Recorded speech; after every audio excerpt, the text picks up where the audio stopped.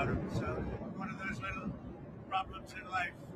We had some very good results today, as you probably heard, in Iran.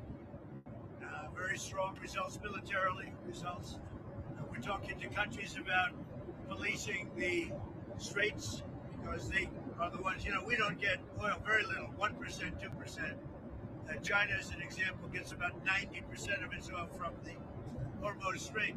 And nice to have other countries police that with us.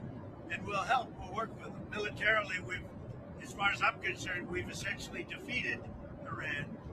I guess they can have a little bit of fight back, but not much. Not much. We've taken out their air forces, we've taken out their navy. We've taken out their air defense. There's no air defense whatsoever. We've taken out their leadership times 2 or 3. Might be 3. We'll find out soon. But militarily, it's been amazing. We attacked Karg Island, and we left just the one little area standing, and the standing part is where they have the pipes, all the oil pipes come in. And we can do that on 5 minutes notice. We have it all locked and loaded and ready to go if we want to do it. But we chose not to do it. I chose not to do it yet. We'll see what happens. They want to negotiate. They want to negotiate badly. I don't think they're ready. Just on what I'm hearing, they want to negotiate badly, as they should. But I don't think they're ready to do what they have to do. But I think they will be ready at some point. But we're doing very well with respect to that whole situation in Iran. We are talking to other countries about working with us on the policing of the strait. And I think we're getting good response. If we do, that's great. And if we don't, that's great too. But remember, like as an example, in many cases, they're NATO countries. We're always there for NATO. We're helping them with Ukraine. As many, it's got an ocean in between us. Doesn't affect us, but we've helped them. It'd be interesting to see what country wouldn't help us with a very small endeavor, which is just keeping the strait open. That, by comparison, it's small because Iran has very little firepower left. Their missiles are down to a low number. You see, they're shooting very few of them. You know why? Because they don't have very many of them. And because we've decimated their manufacturing capability. Likewise, the drones are way down. They're down to about 20% of what they had. Still have some. And they, pretty tough. But the drones are down, and we're starting hitting, as of yesterday, we're hitting places where they manufacture the drones. We think most of which we know where they are. So it's a very strong military operation, just as it was in Venezuela. We have the strongest military anywhere in the world by far, not even a contest. And I think people understand that. And we will finish the job. Mr. President, which countries have said that they will help with police? Well, I can't say yet. It's a little early. We've contacted today and last night. But we've had some positive response. We had a few that would rather not get involved. Is China one of them? I don't want to tell you about that. I mean, I can't really say for sure, but China's an interesting case study. They get most of their oil, as you know, by far. They get a lot, about 90% from the strait. So I said, would you like to come in, and we'll find out. Maybe they will, maybe they won't. There's some other deeper reasons why they may not. They should come in my opinion. It never made sense for years. If you go back and look at what I've said years ago, I said, why are we maintaining the Hormuz Strait when it's really there for China and many other countries? Why aren't they doing it? And that's because we had weak leadership, to be honest with you. But I'm bringing it up now because I think even long term, I think it's something that other countries should help us with. How many other countries, Mr. President? And again, remember this, about 7. We talked to about 7. Just remember that it's something that we don't need, and these countries do need. And yet for years, it's like, for years we've been maintaining it, doing a great job. And now that the war now that they've been diminished in terms of military, their military has been greatly diminished. I think it's a good thing for other countries to come in. Now, it would have been nice, as I said to the Prime Minister of the UK, who sort of was reluctant to put his 2 aircraft carriers into harm's way. That would be 2 weeks ago. And as soon as we demolished, essentially pretty much demolished them, not over yet, but pretty much we're in great shape, let's put it that way, as everybody knows. He said, we'd like to send our aircraft carriers. I said, I don't want them after we win the war. I want them before we start the war. So whether we get support or not, but I can say this, and I said it to them, we will remember. How soon, sir, would this begin? Well, it started immediately, but it will take a little time to get here. Some of the countries have minesweepers, that's good. Some of the countries have a certain type of boat that could help us. Some of the countries would be, helpful. Remember, it only takes a couple of people to screw up the strait, a couple of terrorists. You don't need, their military is defeated, but all you need is a few people dropping mines here and there, and you louse it up. So we need, I'm demanding that these countries come in and protect their own territory, because it is their territory. It's the place from which they get their energy, and they should come and they should help us protect it. You could make the case that maybe we shouldn't even be there at all, because we don't need it. We have a lot of oil. We're the #1 producer anywhere in the world times 2, by double, at least double. Now I think it's much higher than that. But we do it. It's almost like we do it for habit. But we also do it for some very good allies that we have in the Middle East. Sir, you mentioned that Iran wants to make a deal. However, earlier today, we heard their foreign minister say they never said they wanted to make a deal, and that they'll do whatever they can to prevent Iran. What they tell you and what they tell the public, I just put out a truth about their disinformation. I assume most of you saw it. But they use AI. They said they attacked the USS Abraham Lincoln, one of the largest ships in the world, an aircraft carrier, and they show pictures of it burning. It was never attacked, it was never burning. The Wall Street Journal put out a false story that 5 of our big, beautiful tankers that we feed the planes with, they give the planes the gas, jet fuel, hundreds of thousands of gallons of gasoline, that they were all essentially destroyed. They weren't destroyed at all. In fact, 4 of them were not even, literally were not damaged. And 1 of them has slight damage and will be back in the air soon. But if you read the Wall Street Journal, it's like they were totally decimated and destroyed, like Iran has been.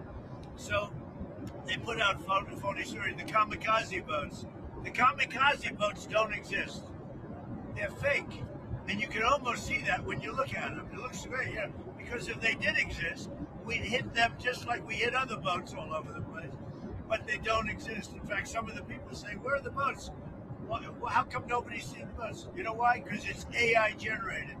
It's fake. And I found, I didn't realize this before we started, but Iran is known for a lot of fake news. And they deal with our fake news. And I actually think it's pretty criminal, because our media companies, who have no credibility whatsoever, are putting out information that they know is false, and it's a very dangerous thing for the country. I think they could be in serious jeopardy. Mr. President, your PAC put out a fundraising email a couple of days ago, and it's being criticized for using official White House photos of you at the dignified transfer.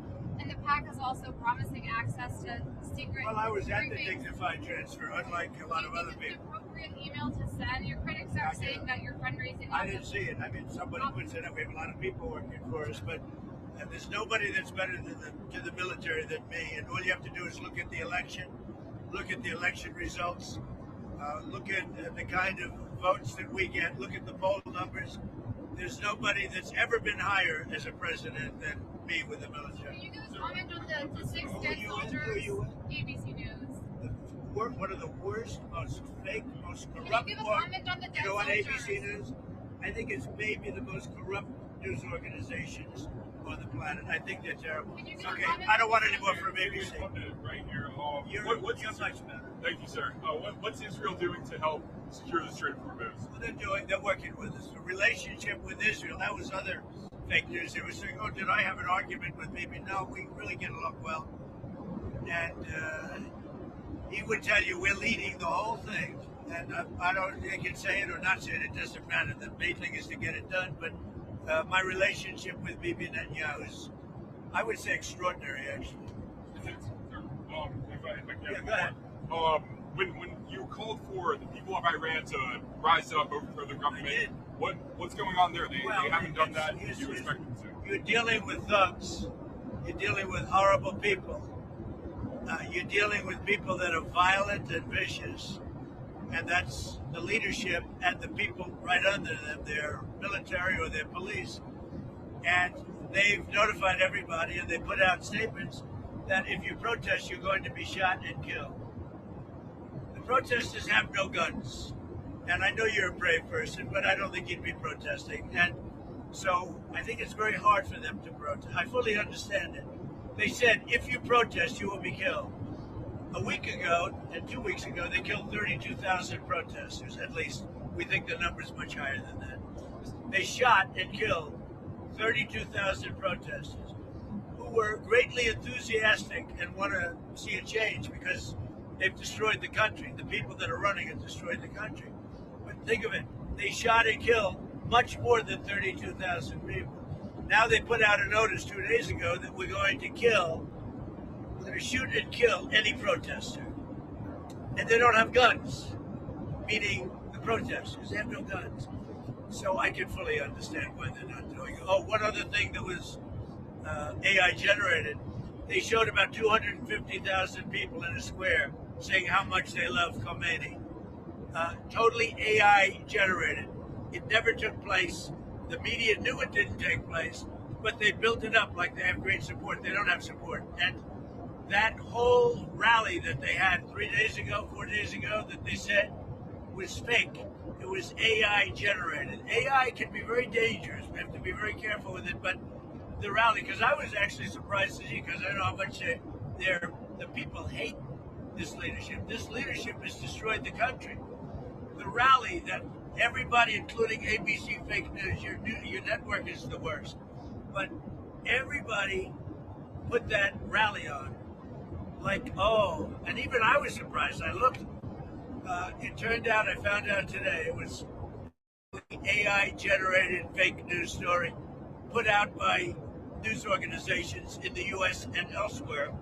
And honestly, they really shouldn't be allowed to do it. Mr. President, are there any diplomatic talks going on between the U.S. and Iran at all right now? Yeah, we're talking to them. What are the but I don't think they're ready. But they're getting pretty close. I don't know that I want to make a deal, because you know what? First of all, nobody even knows who you're dealing with, because most of their leadership has been killed, as you know, right? So I don't even know that we want to make a deal. But they want to make a deal badly, yes. Mr. President, you mentioned that Iran's military has been decimated economically in other ways. Yeah. Are you ready to officially declare victory? No, I don't want to do that. There's no reason to. I think I'd just say they're decimated, but I wouldn't do that. I think that we've done damage to them right now. If we left right now, it would take them 10 years and more to rebuild. But I'm still not declaring it over. Our military is incredible. The job they've done is just incredible. And the problem is that when you look at fake stories written by you people, written by and generated by AI, it's incredible. And I just wonder, like Jeff, do you know that these are fake stories? Did you know that the rally of 250,000 people, the supposed rally, was fake? Did you know that? I saw the reporting on it. But you wrote about it. You talked about it. And you knew it was fake. It was AI generated. No, I didn't know it was fake. You did. You knew it. You knew it. Sir, have you talked about Anybody that knew the country knew there's 50,000 people willing to stand in a circle and say how great Khomeini is. Okay. So are you unhappy that you talk about the military objectives? Yeah. What about political leadership in Iran? What type of leadership? We have people. Some are dead, but we have some people that we think would be good. I mean, we'll see about that. Is that it's something we talk about. See what happens. Sir, you talked about selling oil. 5,000 Marines and sailors. Can Can you say You're why a you're very obnoxious person. Go ahead, what were you going to say? I wanted to ask if you talked about about selling oil futures as a way of capping prices, trying to keep prices down at the pump. The prices are going to come tumbling down as soon as it's over, and it's going to be over pretty quickly. Do you have any concerns about the political impacts of this? I mean, I have to do what's right. You know, political, I'm sure everybody has concern. I have to do what's right. I can't say that, you know, gee, I don't want to have any impact on oil prices for 3 or 4 weeks or 2 months, and we're going to let Iran have a nuclear weapon and blow up the entire Middle East and beyond, right? Because, you know, they were going to blow up the Middle East. If I didn't terminate the Obama horrible deal, the Iran nuclear deal it's called, if I didn't terminate that in my first term, they would have already had a nuclear weapon, and they would have used it immediately upon getting it. And if I didn't send in the B-2 bombers to bomb the hell out of it and obliterate, and that's what it was, we obliterated that site and stopped all their potential nuclear. If I didn't do that, you would have had Israel and the Middle East hit by nuclear weapons. And we wouldn't be talking about this right now. Do you have your What I did in terminating the Iran nuclear deal, and what I did in sending in the B-2 bombers, it was one of the most incredible attacks anyone's ever seen. Late at night, dark, no moon, and every single bomb went right down those chutes and blew the whole place apart. If I didn't do that, you would have had nuclear warfare in the Middle East, and I think Israel would have been obliterated. I think lots of the Middle East would have been. And you saw that when they sent thousands of missiles to countries that didn't expect anything. They didn't think they were going to be involved. And yet you look at what happened with Kuwait, UAE, Saudi Arabia, Qatar. You take a look at Qatar. I mean, they sort of got along. And all of a sudden they're being barraged by missiles. These people would have used nuclear on the entire Middle East. And that was their plan, take over the whole Middle East. And it failed with the nuclear. And then they had thousands of missiles. And for the most part, largely, we've now destroyed those missiles. Thank you very much, everybody. One other Thank topic. you. Tell us about Cuba. You're talking to Cuba. What do you want to hear from them, and what Well, is that risk to them? I am holding Cuba. Cuba's a failed nation. Cuba also wants to make a deal. And I think we will pretty soon, or either make a deal or do whatever we have to do. We have a lot of great people that happen to vote for, not that that matters, but we have a lot of great people from Cuba that were violently and viciously thrown out of the country, and worse, their families were killed.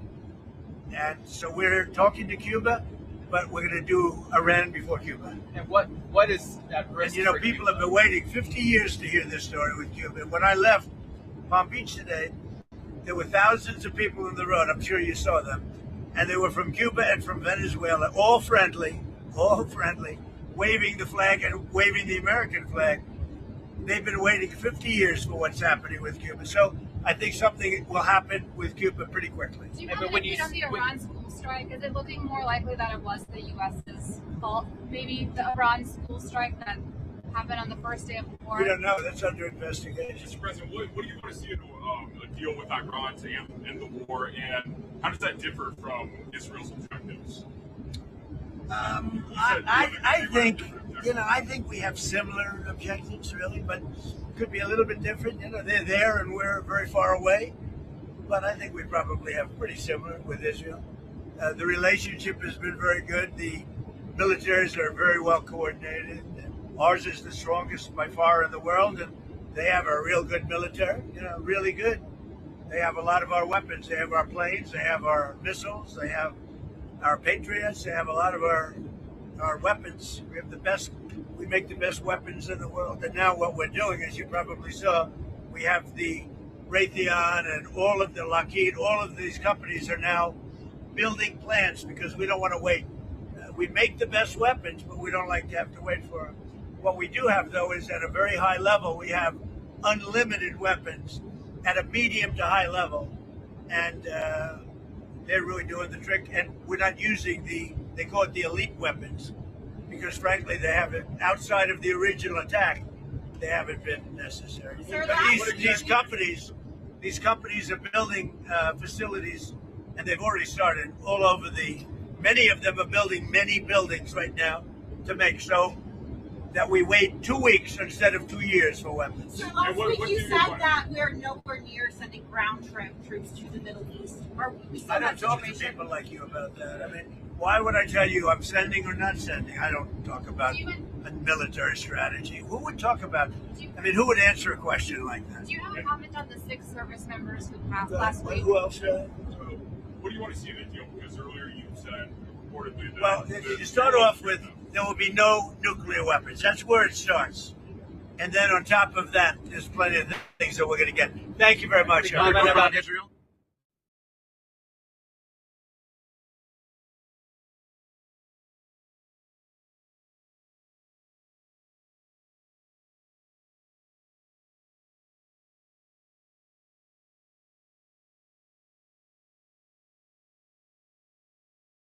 Hi, I'm Admiral Brad Cooper, the commander of U.S. Central Command, here to provide another update on Operation Epic Fury. First, I want to remember and honor our fallen warriors who made the ultimate sacrifice in the KC-135 refueling aircraft incident last week. We hold their memories and their families, their friends and their teammates in our prayers. Their selflessness and dedication hardens our resolve. For 16 days, we've delivered overwhelming firepower deep into Iran. This past Friday, U.S. forces executed a large-scale precision strike on Karg Island, destroying more than 90 Iranian military targets, including storage bunkers for naval mines and missiles and other military infrastructure. To date, our Air Force, Navy, and Marine Corps aviators have collectively flown more than 6,000 combat flights, demonstrating the unmatched capability of America's joint force as we maintain air superiority over Iranian skies. We continue to remain centered on our military objectives. These are well-defined and include eliminating Iran's ballistic missiles, drones, and naval threats. It's one thing to defend by striking launchers and intercepting missiles and drones, but it's another thing to eliminate the wider manufacturing apparatus behind them. And we are doing that today. We've talked about it in concept. Here's what it looks like in reality. Let me show you, for the first time, a few examples of how we are dismantling Iran's defense industrial base, which will prevent threats to the region into the future. Here, you see a photo from March 1st of a naval drone storage facility located near the Strait of Hormuz. This is the same location, 8 days later, completely destroyed. Next, here's a photo taken of an attack drone production factory in Tehran on March 5th. Here's that same factory 6 days later after a devastating barrage of U.S. airstrikes. And finally, the Yazdi military depot, pictured here last month. These 8 buildings are part of the IRGC's missile command infrastructure and are used to produce light and heavyweight torpedoes. Now, here's that same military depot just last week, or what's left of it. U.S. and partner strikes are doing exactly what they are intended to do: deliver on very clear military objectives to eliminate Iran's ability to project power against Americans and against its neighbors. We're also zeroed in on dismantling Iran's decades-old threat to the free flow of commerce through the Strait of Hormuz. Through a combination of air, land, and maritime capabilities, we have successfully destroyed over 100 Iranian naval vessels, and we aren't done. We will continue to rapidly deplete Iran's ability to threaten freedom of navigation in and around the Strait of Hormuz. Our progress remains steady, and we remain vigilant against the enemy. Now, a few thoughts about Iran. Over the last 2 weeks, they have launched attacks on Oman, Saudi Arabia, Israel, Jordan, Cyprus, Turkey, Azerbaijan, the United Arab Emirates, Qatar, Iraq, Kuwait, and Bahrain. In each of these countries, they are deliberately attacking innocent civilians. They've done this more than 300 times, which demonstrates their true nature as a global leader of terror. In just the last few days, the Iranian regime launched a reckless attack against civilian neighborhoods in Tel Aviv with cluster bombs, an inherently indiscriminate type of munition. We join countries across the region in condemning this aggression, and we stand shoulder to shoulder with our partners in bolstering our own defenses. In sum, I will reinforce what I've said before. Iran's capabilities are declining as our capabilities and advantages continue to build. And finally, I'd like to talk about the extraordinary 50,000 Americans who are deployed across the region executing this vital mission. It's long been my belief that every success we have begins and ends with our people. And today I'd like to recognize our unsung heroes, the sustainers enabling America's joint force to unleash this devastating firepower 24/7. To be clear, there's no other military on earth that does logistics like the U.S. military, and our team is at the top of their game today. They're managing distribution networks that span thousands of miles to ensure that munitions, fuel, and supplies reach warfighters on the front line on time, every time. To all our sustainers and logisticians, thank you and keep up the great work. And to the entire Operation Epic Fury team, keep pushing, remain steady, fight to win. Thanks so much and Godspeed.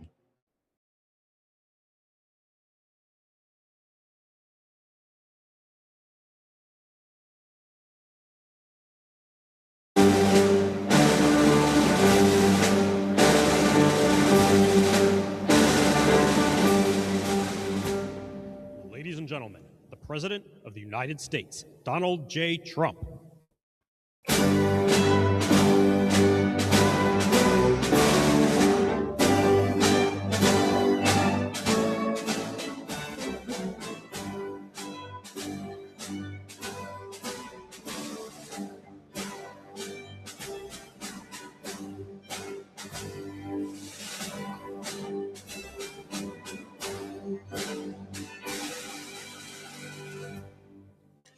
Thank you very much. Please, Susie.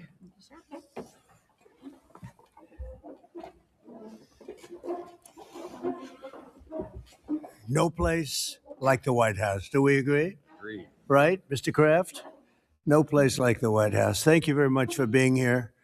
Appreciate it. And we'll maybe discuss a couple of general topics. This is a board meeting for the Trump Kennedy Center, but we'll go into a couple of other things that we have the media present. It's always present, unfortunately, constantly. And I'll say a few words about what's happening in the Middle East. And if you have a couple of questions, we'll do that, and then we'll get on with our board meeting. So thank you very much for being here. We have a wonderful group of very, very smart, talented patriots at this table. Our powerful military campaign to end the threats posed by the Iranian regime continued in full force over the past few days. They have been literally obliterated. The Air Force is gone. The Navy is gone. Many, many ships have been sunk. They're warfighting ships, but I guess they didn't know how to use them. And anti-aircraft is decimated, their radar is gone, and their leaders are gone. Other than that, they're doing quite well. They've been a terror for 47 years, and now I guess the world, through the United States, with the help of Israel, is doing what should have been done many years ago. Should have been done many years ago. Since the beginning of the conflict, we've struck more than 7,000 targets across Iran, and these have been mostly commercial and military targets. We've achieved a 90% reduction in their ballistic missile launches and a 95% reduction in drone attacks. The missiles are trickling in now at very low levels because they don't have too many missiles left.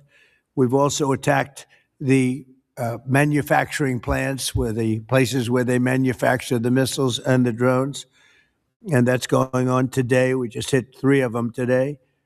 And it's getting very hard for them to manufacture. More than 100 Iranian naval vessels have been sunk or destroyed over the last week and a half. That has to be some kind of a record. Additional strikes continue to launch from all directions every single hour. And as you know, we attacked Carg Island and knocked it literally, destroyed everything on the island except for the area where the oil is. I call it the pipes. We left the pipes. We didn't want to do that, but that we will do that. We can do that on 5 minutes notice. It'll be over. But for purposes of someday rebuilding that country. I guess we did the right thing, but it may not stay that way. Just one simple word and the pipes will be gone too, but it'll take a long time to rebuild that. We are aggressively dismantling Iran's defense industrial base, and ability to rebuild its missiles and drone capability is getting down to close to zero. And we're hammering their capacity to threaten commercial shipping in the Strait of Hormuz, with more than 30 mine-laying ships destroyed. We hit, to the best of our knowledge, all of their mine-laying ships. Now they can put them on other types of ships, I guess, and drop them in. But we don't know that any have even been dropped in. We're not sure that any have been. That's a big negative for them if they do it. It's a form of suicide. But we don't know that they have dropped any in. But we've hit all 30 of their ships and destroyed them. They're all at the bottom of the sea. We strongly encourage other nations whose economies depend on the Strait far more than ours. You know, we get less than 1% of our oil from the Strait, and some countries get much more. Japan gets 95%. China gets 90%. Many of the Europeans get quite a bit. South Korea gets 35%. So we want them to come and help us with the Strait.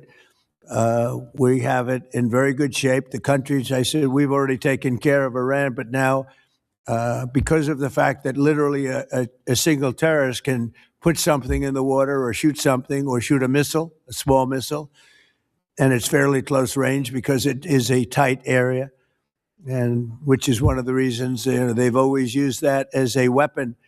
Iran has always used that as an economic weapon, and it's not going to be able to be used very long. Numerous countries have told me they're on the way. Some are very enthusiastic about it, and some aren't. Some are countries that we've helped for many, many years. We've protected them from horrible outside sources, and they weren't that enthusiastic. And the level of enthusiasm matters to me. We have some countries where we have 45,000 soldiers, great soldiers, protecting them from harm's way. And we have done a great job. And when we want to know, do you have any minesweepers? Well, would rather not get involved, sir. I said, for 40 years we're protecting you, and you don't want to get involved in something that is very minor. Very few shots going to be taken because they don't have many shots left. But they said, we'd rather not get involved. I just want the fake news media and everybody else to remember that was said, because when I've been a big critic of all of the protecting of countries, because I know that we'll protect them. And if we ever needed help, they won't be there for us. I've just known that for a long period of time, just like I knew about the Strait, that it would be a weapon, which I predicted a long time ago, predicted all of this stuff. You guys were very generous in that. I predicted all of it. I predicted Osama bin Laden would knock out the World Trade Center. I made that prediction a year before he did it. I said, you better get him. He's a bad guy. I watched him be interviewed one time, and I said, that's a bad guy. You better get him. 1 year before, exactly, I wrote it in a book. You can even check. About a year before the World Trade Center then came down, President Clinton actually had a shot at him, and he didn't take it. Unfortunately, I'm not blaming him for that, but he didn't take it. And he ended up knocking down the World Trade Center, but I predicted that too. I predicted a lot of things. We strongly encourage other nations whose economies depend on the Strait for blood. I mean, these people literally need it. 95% of their energy or their oil comes out of the Strait, and they should be in here very happily helping us. And it's incredible. We have such great, we're number one in oil by double now. We drill, baby, drill. We're double any other nation, and it's going to be soon triple any other nation. And that doesn't include Venezuela, who's been great. By the way, the relationship with Venezuela has been fantastic. Millions, literally millions of barrels of oil are being taken out, and it's been a great help, and it's been to their great benefit. The president has done a really good job. We get along with him really well, but we've taken out millions of barrels of oil and brought to Houston and other places for to the refineries. We have refineries set up specifically for that, and it's been a great relationship, and more and more is happening. It's a tremendous oil source, and we're stepping it up very rapidly. The big companies are going in, and they will actually numbers in a pretty short period of time, numbers that they've never been able to do. We'll be doing. There's a lot of oil under that land. We strongly encourage the other nations to get involved with us and get involved quickly and with great enthusiasm. I have that from a number of them, and I'd like to say their names, but frankly, I don't know if they would want me to or not, because maybe they don't want to be targeted. But I say, wouldn't matter if you're targeted or not, because this is a paper tiger that we're dealing with now. It wasn't a paper tiger 2 weeks ago. It's a paper tiger now. So now we're going to get down to the reason. We'll take a couple of questions in a moment, but we're going to get down to the reason we're here today. Actually, this was set up a long time ago. It's the Trump Kennedy Center. Over the past year, we've made incredible strides to restore the true purpose and prestige of this revered institution. Together, we're going to ensure it remains the finest performing arts facility of its kind anywhere in the world. And I don't know that it ever really reached that stage, but it will over a period of time. We're rebuilding it. It's in very, very bad condition. It's been let. And it's been somewhat of a disaster, to be honest with you. It's been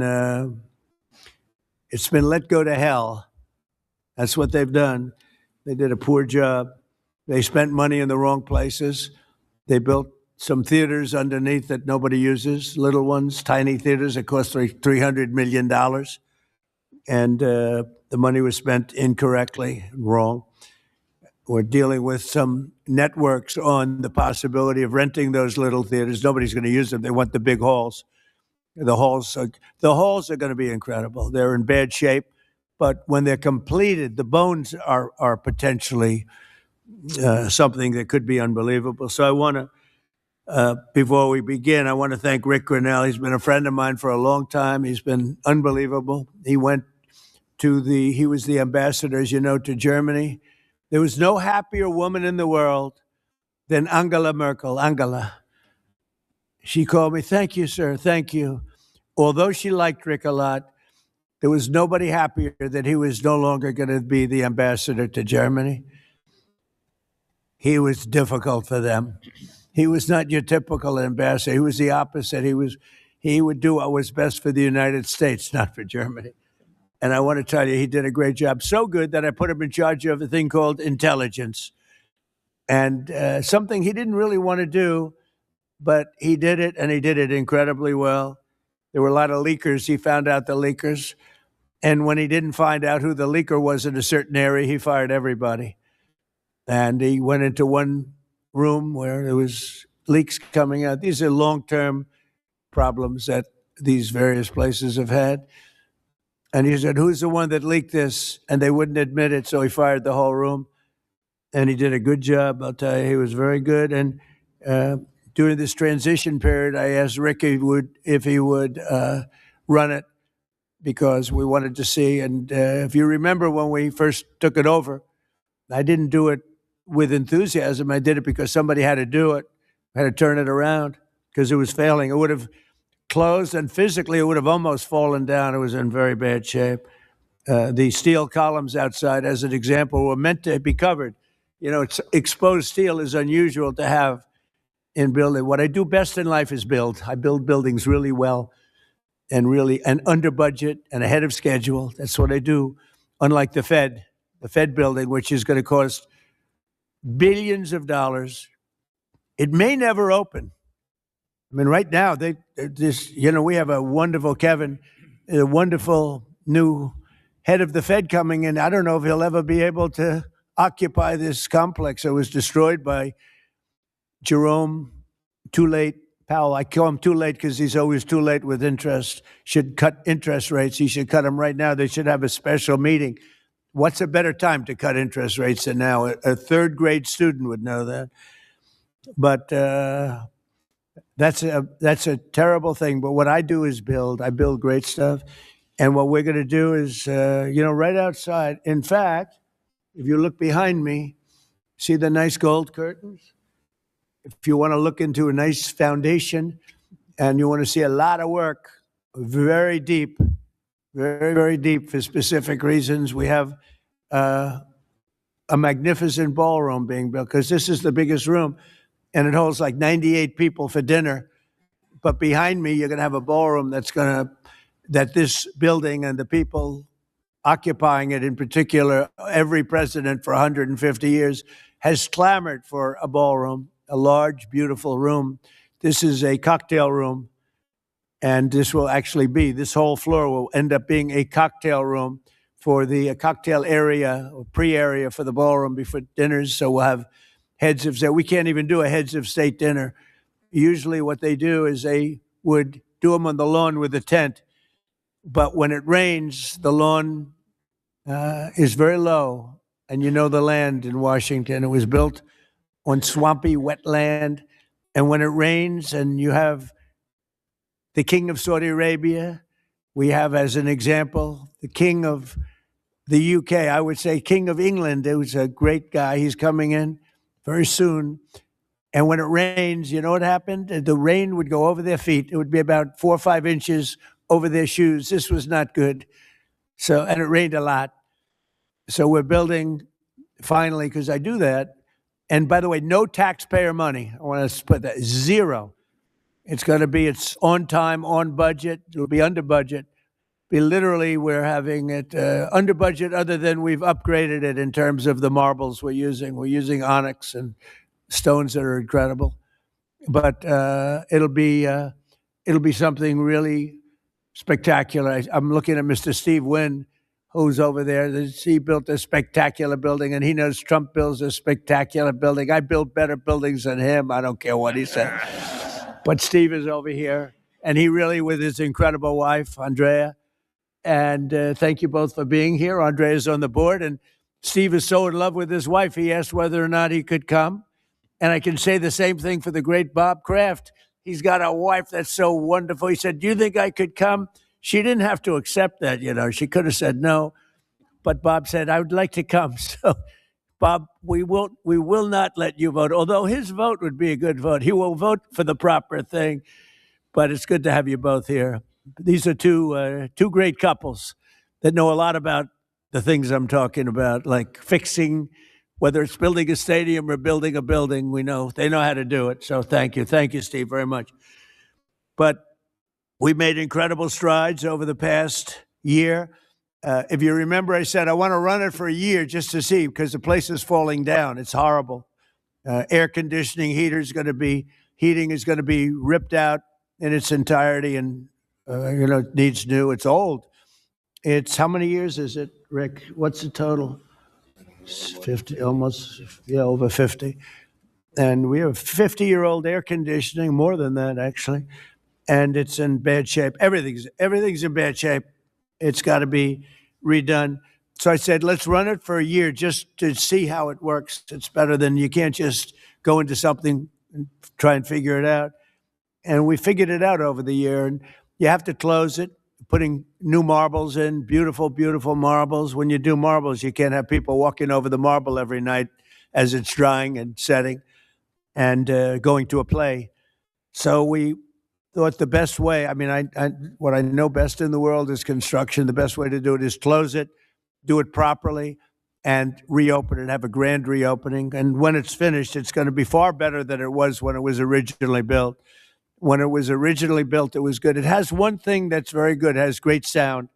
I think there's a lot of luck in sound. You have some of the big opera houses. I don't want to get involved with saying which one, but in New York, as an example, where the acoustics were never good, and they've ripped it apart 4 times and rebuilt it, and it was never good. the good thing about the Kennedy Center, the acoustics are good. And they'll only be enhanced based on what we're doing. A lot of it has to do with the stones and the stones you use, the marbles you use, et cetera. Over the past year, we've made incredible strides to restore the true purpose and prestige that this building will soon gain, I think, at a higher level than it had before. Together, we're going to ensure it remains the finest and will become the finest performing arts facility anywhere in the world. It's got the location, and it will have the building. It's got good bones. It's got good structure. Again, they wanted to originally cover the exposed steel. It was painted a cheap gold, and we turned it into a very expensively painted white, very heavy coat of very powerful white paint meant for steel, exposed steel. A very different kind of paint, but it's almost like putting a stone over the top of it. And the color is white, shiny white, and it looks, a lot of people have commented, it looks so much better. Before they had the steel painted gold, and the gold was very cheap. There's actually never been a paint that's made that will look like gold. Steve will tell you that. You either gold leaf it or use real gold bullion, or you use a different color, Steve. Nobody's ever been able to make a gold paint that looks real. Little minor thing for the media. I'm sure you're thrilled with hearing that. But there's never been a paint. I said, someday I'm going to discover a paint where you don't have to actually use gold leaf. Gold leaf is a very, very big and expensive process, but it's a beautiful thing, but not when you use paint. So we got rid of the gold columns, which looked always terrible. They looked cheap and they looked fake. Very much like the media, actually. And we took the columns and we painted them white. Before we painted them, Matt, very importantly, we structuralized them. We replaced a bad steel that was very badly rusting. I mean, these are columns that are holding up a building. And we had to replace areas of columns that were actually rusted out because it was in very bad shape. It's not even describable how bad this building was, both inside and out. I want to thank Rick Grinnell, but you really did a great job, Rick, on this, and we appreciate it. I'm looking for your next venture, because he really was, there was a story, he got fired. He didn't get fired. He was here for a short period of time, for a year, figuring it out with Matt and everybody else. And Matt now is going to take over, and he's a pro at construction, great at construction.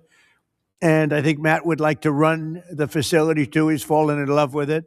And I think he'd do a good job. But if I don't think he will do a good job, I'll say, Matt, you're fired. I'm getting somebody else. So you're under no pressure, Matt, okay? It's like Bob Kraft. If a football player doesn't perform well, typically you will fire him immediately, Bob. Do you ever let them stay around for 4 or 5 years if they're bad? Not too many times, right? So anyway, I learned from you. So I want to thank also Attorney General Pam Bondi, who's been fantastic. I don't know, is Pam here someplace? Oh, hello, Pam. Good. She's been great. And the Speaker of the House, he's got the easiest job of anybody in government. He's got a majority of 2. I don't like to say 1 because it varies, but between 1, 2, and 3. And I think you're the only man that's ever lived that's able to be very happy about it. In fact, when we get up to 3, every once in a while we get up to 3. Actually, for a period of time, we had it up to 4, and then we had a death. And death is very bad when you're the Speaker and you have a majority of 2 or 3. But we had a death, and then we had another death, and we had some things, and but we're looking very strong. We had one man who was very ill. It looked like he wasn't going to make it. I don't know. I won't mention his name. Should I? Do other people know his name? Do you want to mention it? He'll be proud. Go ahead. Tell him the story.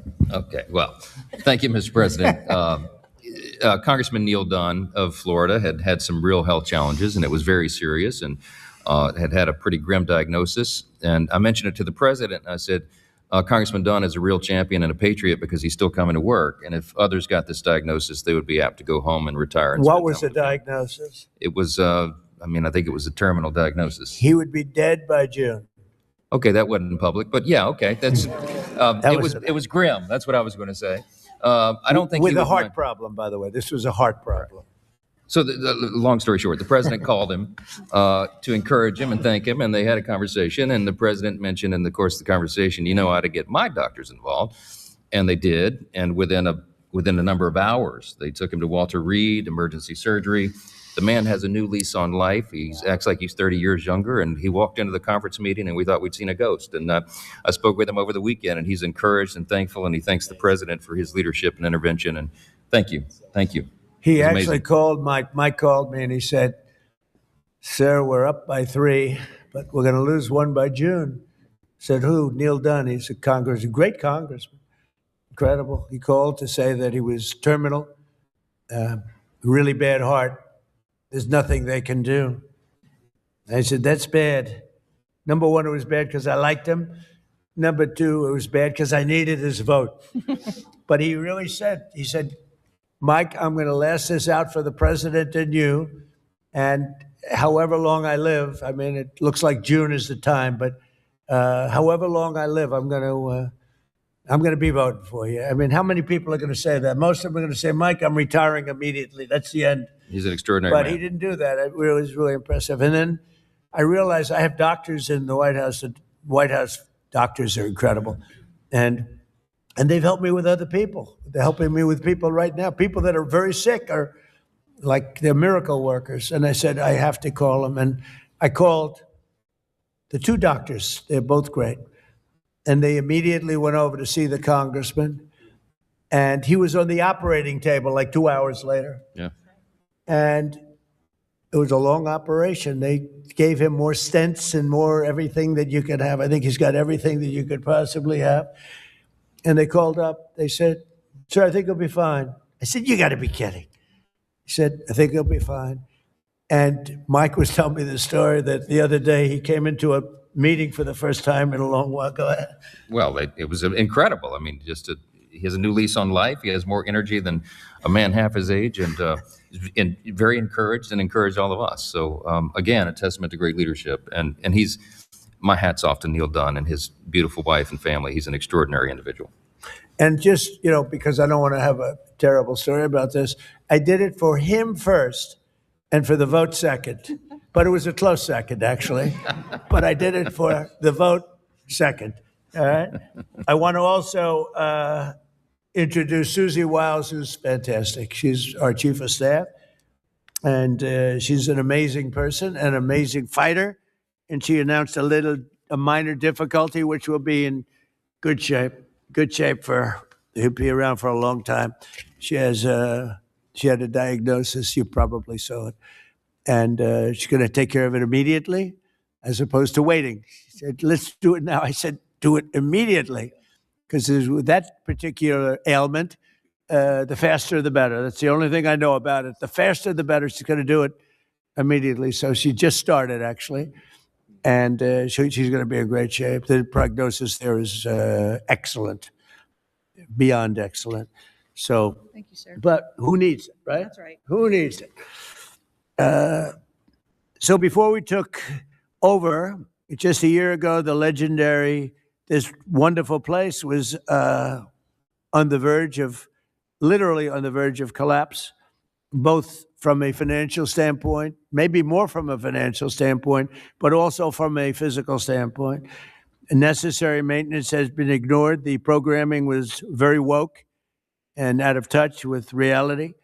And we had an orchestra that lost like $18 million a year, and they subsidized it every year. So what kind of an orchestra loses 18? And I'm being nice when I say 18, it was much more. And I started looking at the programming. They had tremendous union difficulties, like 19 different unions, and driving everybody crazy. And I think the unions are going to be great. I've always gotten along with unions. As you know, I got great union support. But you had 19 unions. Every time somebody wanted to put on a play, they had to deal with 19 different groups of people. And they say it was like Broadway, but worse. And you don't get worse than Broadway when it comes to the unions. I've watched that for many years. The programming was terrible. And they had a budget deficit of about $26 million minimum, owed a lot of money, were out borrowing money, which is a lot of people don't understand. So under the leadership of this exceptionally talented and rich board, it's a very rich board, not everybody, but most of you are loaded. Ike Perlmutter's got so much money. Look at Ike Perlmutter. He ended up being the largest owner of Disney. Started with, was it $100 or less? It was a little less, Ike, right? He didn't speak English, and he became the largest owner of Disney, right? But then they went woke, and he sold the stock. He didn't like Mickey Mouse being woke, right, Ike? But he's one of the most brilliant business people. Thank you, Ike. It's great. And Lori, thank you very much for being here. So I think it's Lori that's on the board, though, right, Lori? What's with these husbands? All the husbands are traveling. I think it's the White House. I got all the husbands with the wives. That's never happened. Boy, oh boy, what great relationships. My wife is going to have to speak to me. This is pretty good. The biggest guys in the country travel with their wives to come to a meeting. But it has something to do with the White House, right, Ike? Right? You don't want to see me. You want to see the White House because it's a special building. But thank you. And congratulations on an amazing career. Most people don't know Ike Perlmutter. Isidore Perlmutter. And started with nothing and built a vast fortune just by deal after deal. Did you ever have a bad deal, Ike? Which was that? Don't tell. See how honest he is? Most people would say no. He says one, and it couldn't have been very bad. Great to have you. So under the leadership of this board, which is, as you see, incredible, we're achieving a very dramatic and quick turnaround. We got rid of all of the DEI. Some of the news media loves DEI, but we got rid of it. Maybe you're right. Brought back patriotic and family-friendly programming, and last year we raised over $130 million to keep this place going. Otherwise, it would have been closed. The building, let's call it the Kennedy Center from that time, was losing so much money it could not have stayed alive if we didn't come in as a group of people and a lot of wealthy people that made a lot of contributions. So with the Trump Kennedy Center honors alone, we raised this year a record $23 million, which was double what they had ever done before, $23 million. There's still much to do. The previous management left us a facility in very bad condition. Abysmal is the word, and everything from busting pipes and leaks to serious electrical and structural problems. And some of it we fixed, but most of it we're saving for during the construction period because we'll do a much better job of it that way. Major renovations are required to keep the facility functional, and that'll start right after July 4th. We're going to have a little bit of a celebration, not a big deal, but a little bit of a celebration on July 4th. We'll have a little party, and then after that we close and we start construction. We're fully financed. As I announced in February, after a one-year review based on input from highly respected experts and subject to board approval today, we determined, it's a little late for the board because we've already announced it, but these are minor details, but I think everybody agrees. But subject to board approval, we determined that the fastest way to bring the Trump Kennedy Center to the highest level of success, beauty, and grandeur is to cease the entertainment operations for a 2-year period of time as we complete high-quality, really high-quality construction. We've already purchased seating, as an example. We've already purchased a lot of the marbles and some of the things that are hard to get. Getting quality marble is very hard. Takes a long time. It comes from areas where it takes a long time to mine, and we're getting some of the best things you can. The marble is going to be incredible. The seats that we have, the seating is the highest level. Everything is the highest level. So this temporary closure will enable us to complete the work much faster and much higher quality. As an example, it's hard to show Shakespeare when you don't have any seats. As the seats are being changed, it's not exactly a great experience for people. So the right way to do it is just close it and fix it, and open it. We'll begin right after, as I said, July 4th celebration. And thanks to the great, big, beautiful bill, we are fully funded, ready to go. And we have tremendous amounts of money coming in from some people around the table, but also from people that are not here, but that have made very generous contributions toward the Trump Kennedy Center. People that have never given to it before and would never have given it except I asked them to give. So, Rick, I thank you very much for the job that you've done, and I'm delighted that you really are. You did a great job. It was a little rough with a couple of the people, but that's okay. They've survived. Some of the artists, they took a pounding from Rick. It's almost like this guy right over here, Anthony. He knows what it is to pound people. Right, Ike? Anthony knows. Anthony's another great. You're not on the board either, Anthony. You're here with your wife? Oh, what's going on here? The most successful people, they're all here with their wives. I'm looking around. Oh, wow, that's impressive. Anthony's another one. He started off with one truck. He had one truck 45 years ago. He ended up with 4,000 trucks, and he sold his company for billions of dollars. And you're here, Anthony? He's a member of one of my clubs, and all he has is cash. He said, I have a big problem, sir. What? I don't know how to invest my cash. Most people have a problem. They don't have any cash, right?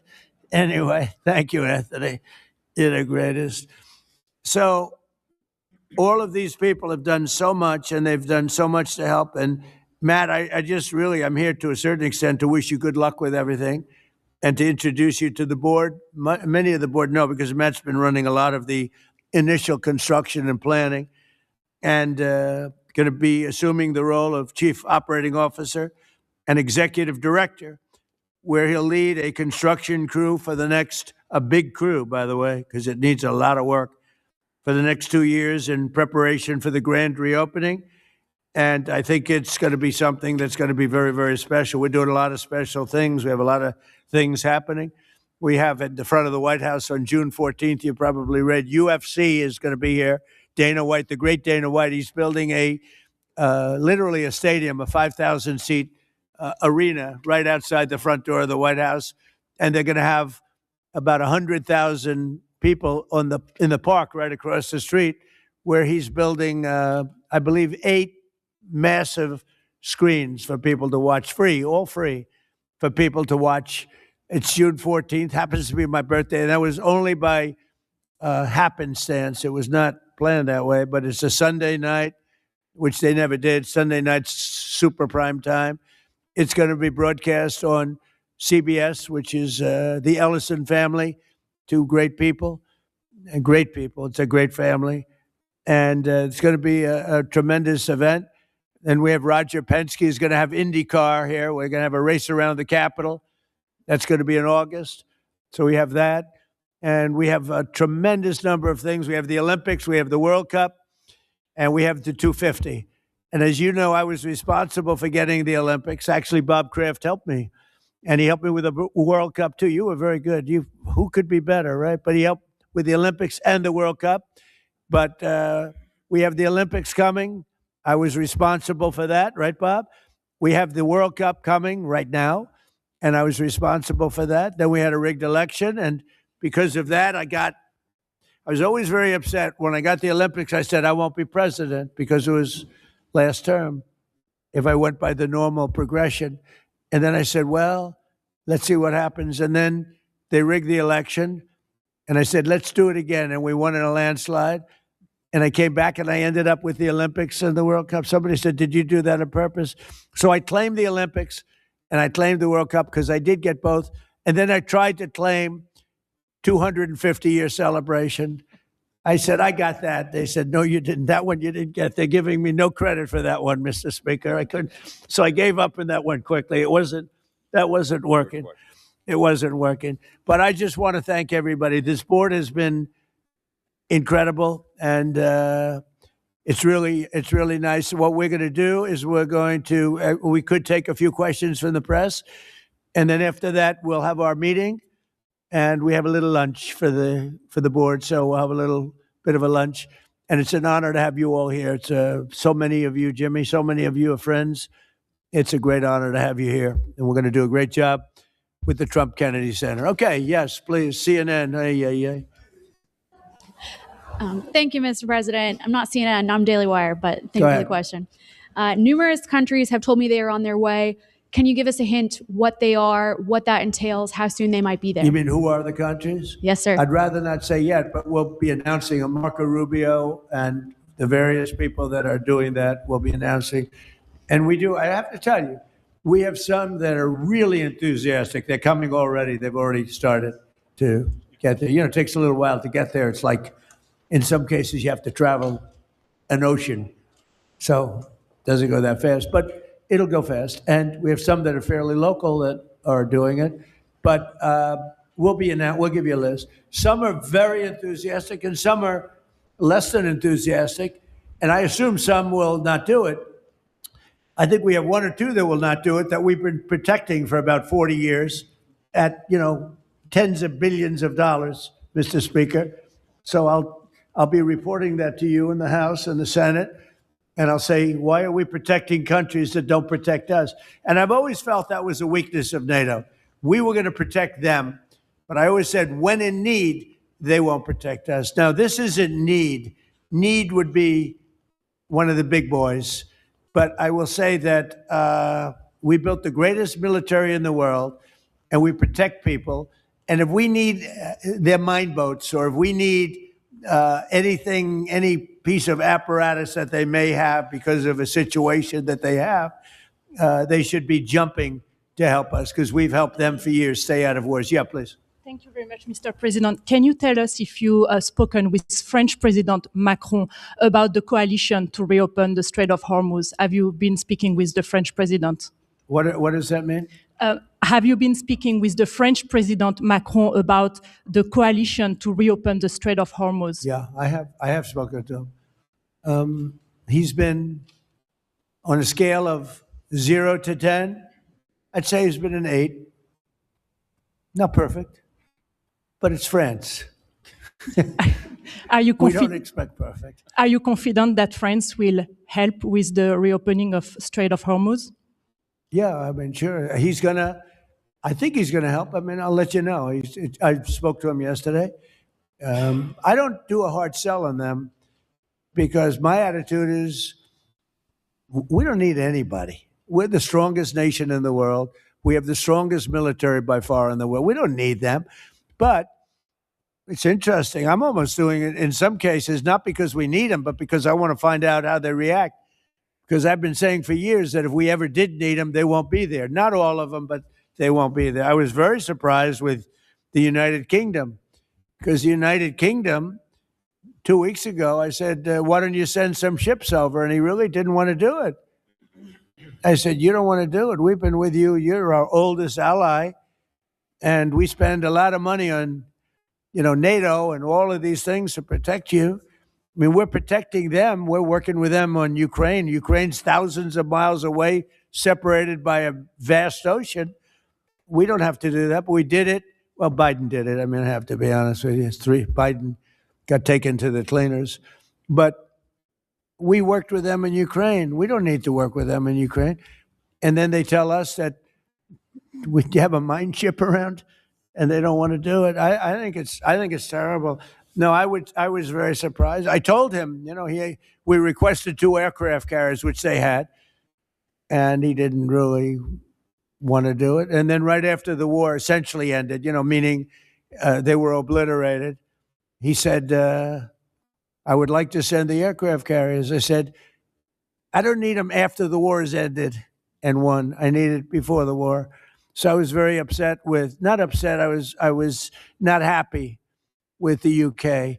I think they'll be involved, yeah, maybe. But they should be involved enthusiastically. We've been protecting these countries for years with NATO, because NATO is us. You can ask Putin. Putin fears us. He has no fear of Europe whatsoever.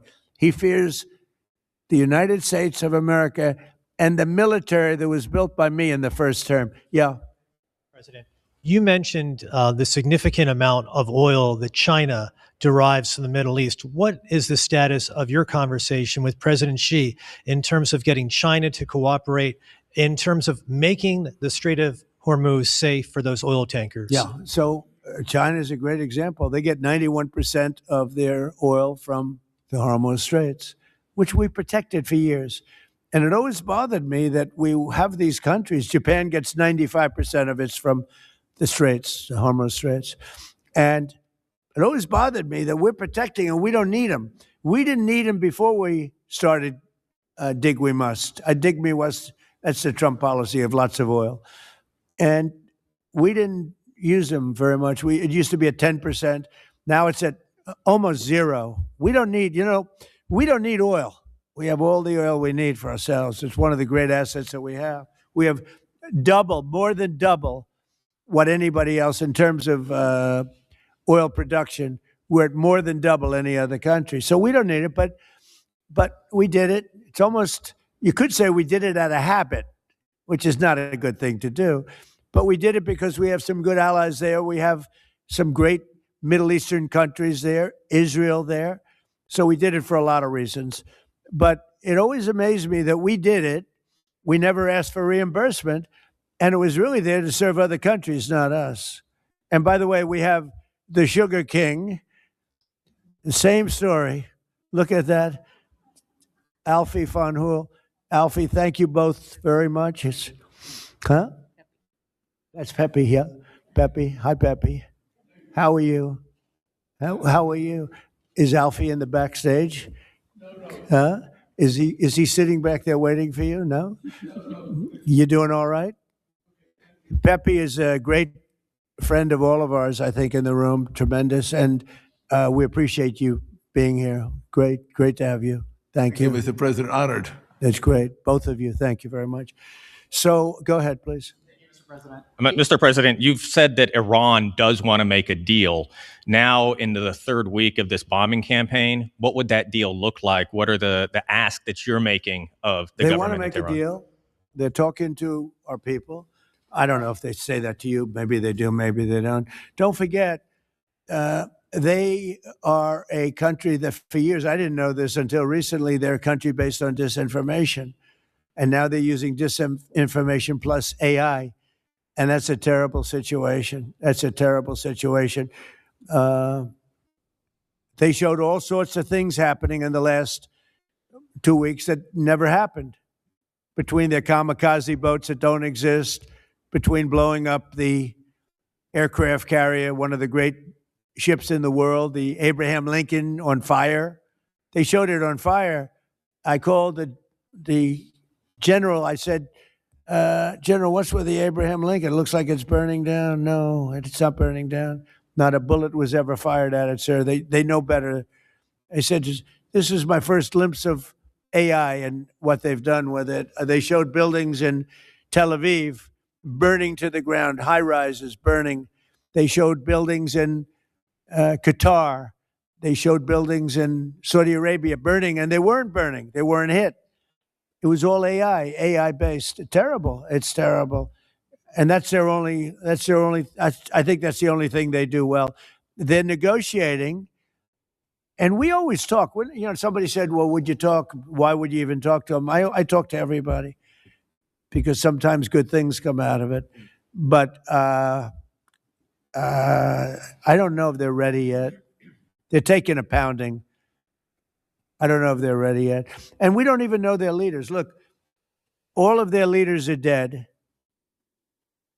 as far as we know, but they're all dead. We don't know who we're dealing with. We knocked out the first group. Then the second group met, 88 met to pick the leader because the first group was all dead. And the second group got knocked out. They're all dead. Then a third group met. I would think they're a little nervous about meeting. I don't know if they're nervous. Maybe they're not. Maybe they're crazy. If they're not nervous, then they're crazy. But we met with the next group, but we don't know who their leader is. We have people wanting to negotiate. We have no idea who they are. Yeah, please, Peter. Thanks, President Trump. What are your advisors telling you about the Ayatollah's son, the new supreme leader? What are they telling you Well, about it's him? not only them, it's you people. I mean, a lot of people are saying that he's badly disfigured. They're saying that he lost his leg, one leg, and he's been hurt very badly. Other people are saying he's dead. Nobody's saying he's 100% healthy, and he hasn't spoken because the Ayatollah would sit and he'd spew hate from a form of a throne, not as nice as a throne. I like the English throne much better, but it was a fancy chair. But he'd spew hate from his chair. But you'd see him a lot, right? This one we haven't seen at all. So that could be for a lot of different reasons. We don't know, Peter, if he's dead or not. Now that you've announced, I will say this: nobody's seen him, which is unusual. something else. Now that you've announced that the U.S. has destroyed all of Iran's mine-laying ships, why can't the U.S. just immediately reopen the Strait of Hormuz? Well, we could, but it takes two to tango. We have to get people to take their $1 billion ship and drive it up. If when Pepe has his big sugar ships coming around and they cost $1 billion, and we say, I think it's okay now, Pepe, take your ship, drive it through the Strait of Hormuz. He may say, let me wait a little while, because it takes ship owners, and these ships are very expensive. They could cost up to $2 billion. So they don't want to take a chance that, gee, I think you'll be okay. They got to know it. So they don't have to set, we don't know if they even set any mines. But the thought that they may have is enough to keep people from saying, we don't need it. Now, we are pounding that area, that coast, as you know, left side. We're pounding it, like really pounding it hard. And again, they may have no mindset. We hit every one of their mine droppers. They call it the mine layers, right? The ships. They're pretty sophisticated ships. Every one of them is gone. But it only takes one. So it's a little unfair. You win a war, but they have no right to be doing what they're doing. But we're hitting them very hard. And today is a big day where we're pounding a certain area that has very much to do with the strait. And I think we'll get it going very soon. In addition, we do have other nations coming in. You need people to watch and people to see. We have other nations coming in. Yes, please. If the United States is working to secure the Strait of Hormuz for the benefit of other countries like China, and our allies aren't yet stepping up to your standard, is the United States getting back to being the world's policeman? Look, the United States should not be very much involved. They can on a certain basis. They've been doing it for a long time. But I've always said, if you look back years ago, I said, why aren't we being reimbursed? These are the richest countries in the world. Why aren't we being reimbursed for maintaining the Hormuz Strait? And why aren't we being reimbursed for that? I've said that for years. You can go back. They reported on it yesterday. I've been saying a lot of things about the straits. Number one, I said it's the one advantage they have, but that's a suicidal advantage because they kill themselves more than they kill the rest of the world.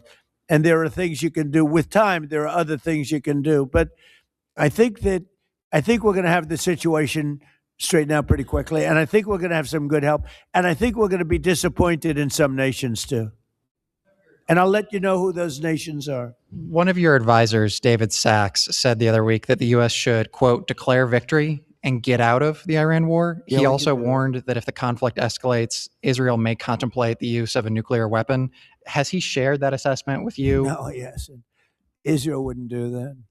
Israel would never do that. And there's a theory. You've pounded them to hell and you could just leave now and it'll take 10 years for them to build back not nearly what they have right now. And I guess that's another theory, but we want to have it ended so that another president doesn't have, look, For 47 years, no president was willing to do what I'm doing, and they should have done it a long time ago. It would have been a lot easier. There's no president that wanted to do it, and yet every president knew. I've spoken to a certain president, who I like, actually, a past president, former president. He said, I wish I did it. I wish I did, but they didn't do it. I'm doing it, yeah. Which president? I can't tell you that. I don't want to embarrass him. It would be very bad for his career, even though he's got no career left. Go ahead, President, please. you mentioned. How about the man right Thank you, sir. Mr. President, you mentioned that you're not entirely sure who you're dealing with, who the leadership is in Iran. Do you see a viable opposition movement still in that country following all of the protests that we had seen before the airstrikes and kind of an opposition movement that could become a viable leader in Iran? Well, the biggest problem, and we have brave people in this room, but the biggest problem that I see is that, they put out a warning, and we have the warning. We get everything they get. And it said any protester that goes onto the street will be immediately shot and killed. This is a little tougher than the American way. This is not quite as tough as, nobody can believe it. So I can't imagine, they don't have guns, and the other ones have guns. Highly sophisticated machine guns and AK-47s and other kinds of guns. And they did that with the women. So the women had 250,000, even 500 people protesting a year ago. And they shot women right through the middle of the forehead with snipers. And they didn't have to do many. About 10 went down bleeding profusely. And 250 to 500,000 women went running in the other direction. Because they can be brave, but they're not stupid. And they have no gun, and you have snipers in buildings specifically for this reason. So a woman goes down falling, bleeding from the head, and it doesn't take long for that to spread. And when that spreads, that crowd dispenses. And nobody else has been able to do that to the extent that these people are violent. They killed a minimum 2 weeks ago, 32,000 people. So, and they put out actually a notice 2 days ago, if you protest, you will be shot and killed. So, I don't know. I would say Mike Johnson's the only person I know who has the courage to go out in that kind of an atmosphere. I don't think so. Yeah. Have your advisors told you anything in terms of how long we can expect gas prices as high as they are right now? I don't need advisors to tell me that. I know what it is.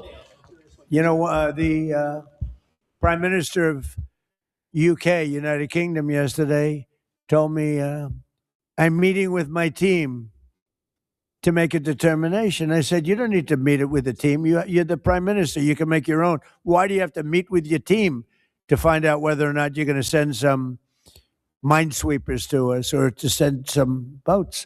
I said, you don't have to meet with your team. It's the same thing here.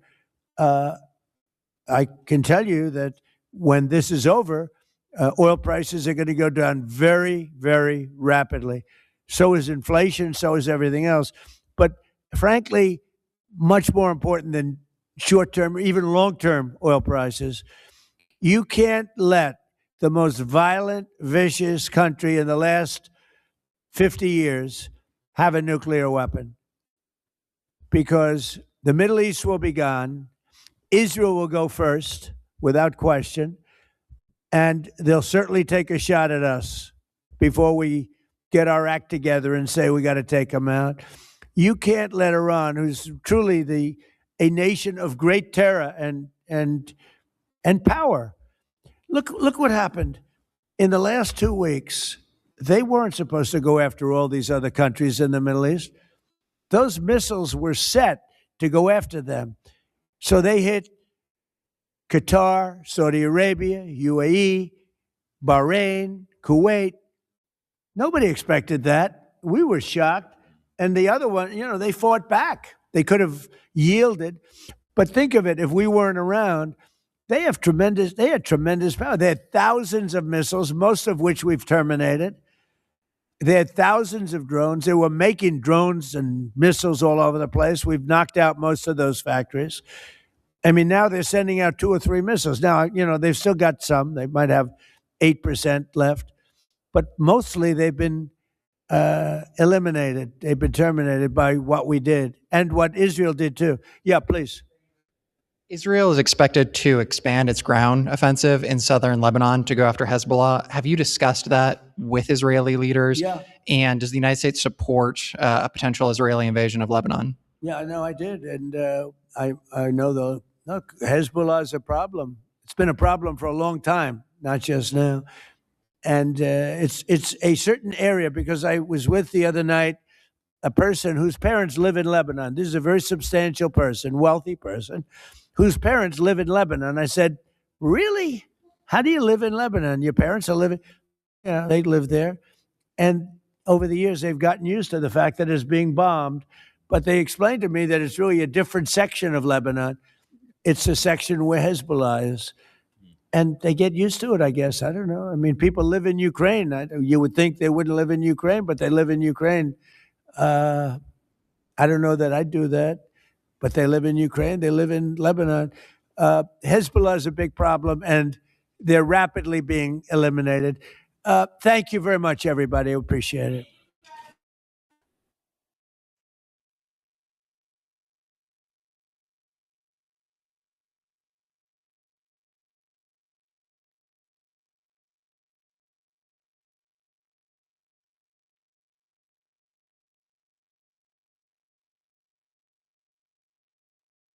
So, Jay.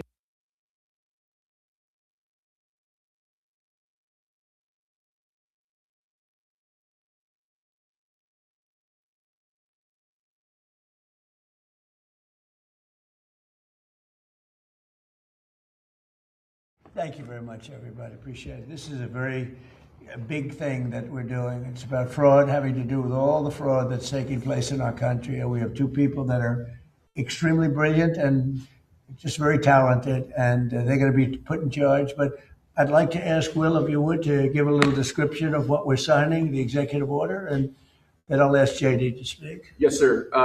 As you stated in your State of the Union address, in light of widespread revelations of fraud in federally funded programs in states like Minnesota and California, this executive order in front of you will establish a new task force aimed at rooting out that fraud, returning potentially billions or tens of billions or even hundreds of billions of dollars to the American taxpayer. This task force will be chaired by the vice president.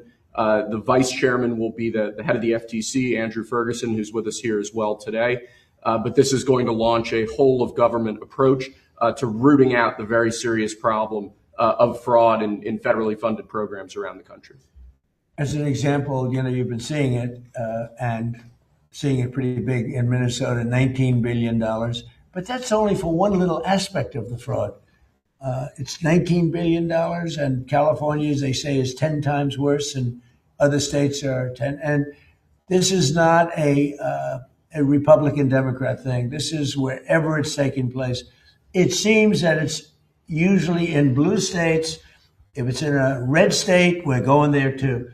But it seems that it's heavily, heavily, heavily Democrat.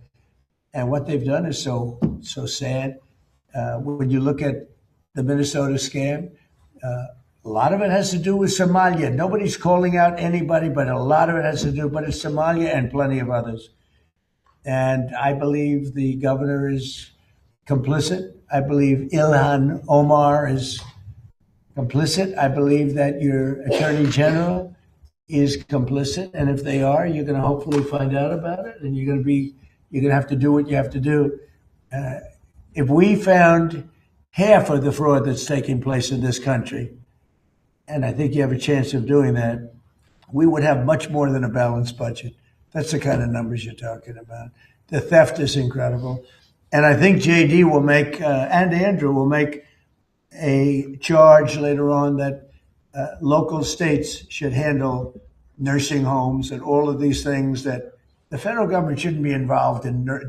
It's too big. The federal government should handle military and a couple of other things. But when it comes to nursing, I saw where a young gentleman was going around and knocking on doors, and none of the nursing homes existed, none of the nurseries existed. The money that's being paid out and the federal government pays for it. When you see all these people coming in illegally into our country, many criminals, many drug dealers, murderers, 11,888 murders, and you look at California, and more come in, and yet they never had money, and yet they pay them. You know why they pay them? Because the federal government is charged with paying. We're not paying them anymore, and I said that.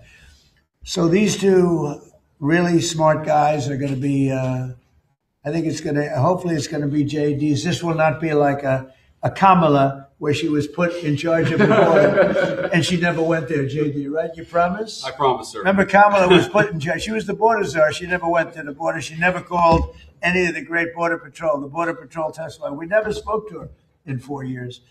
That was a disaster. But this is different. This is a different group of people. I think maybe before JD, I'll ask Stephen Miller say a few words too, please. Thank you, Mr. President. Well, under President Trump's leadership, as we've seen, the illegal flow across the southern border was stopped completely. But what we found since President Trump came into office is that the Democrats have set up a system to funnel hundreds of billions and ultimately trillions of dollars to migrants that are in our country, oftentimes from places like Somalia. So as an example, ICE recently asked a group of illegal immigrants that were in detention whether or not they were receiving Medicaid. Half of them raised their hands and volunteered that they were on Medicaid. Just volunteered that. These aren't the ones who are hiding it, right? They also asked illegal aliens how they paid their medical bills, and they said that if they don't have Medicaid, they go to hospitals, they get free care there, and they bill it to the taxpayers. So they aren't paying for any of their own health care in this country. This is one example.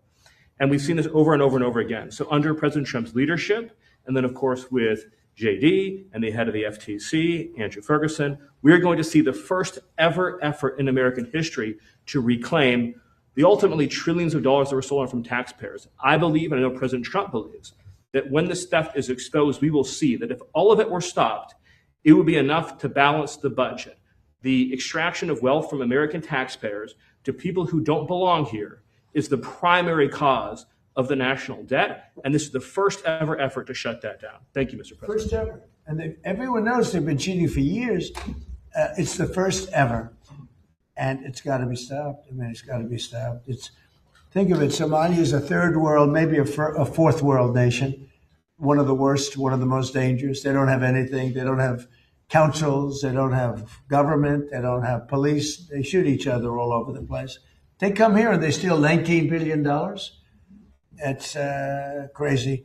And Ilhan Omar, I hope this is part of it, but she married her brother, supposedly. I mean, there's a lot of documentation. That means she's here illegally and she's a congresswoman. And I hope you're going to be looking at that, or somebody is, all right? Because she's one of the ringleaders here. She's bad news, really bad news. She's so bad for our country. Anyway, JD, please say a few words. Yes, sir. Well, thank you, Mr. President. This is a very important whole of government approach to tackle the fraud problem. And let me just tell one story. One of the things that even before this executive order was signed that we were able to stop under the president's leadership is we saw evidence that in Minneapolis, there were Somalis, primarily illegal immigrants, who were defrauding a Medicaid program that was meant to go to autistic children. So they were taking children who were supposed to get benefits, and they were claiming that their kids were actually autistic even though they weren't.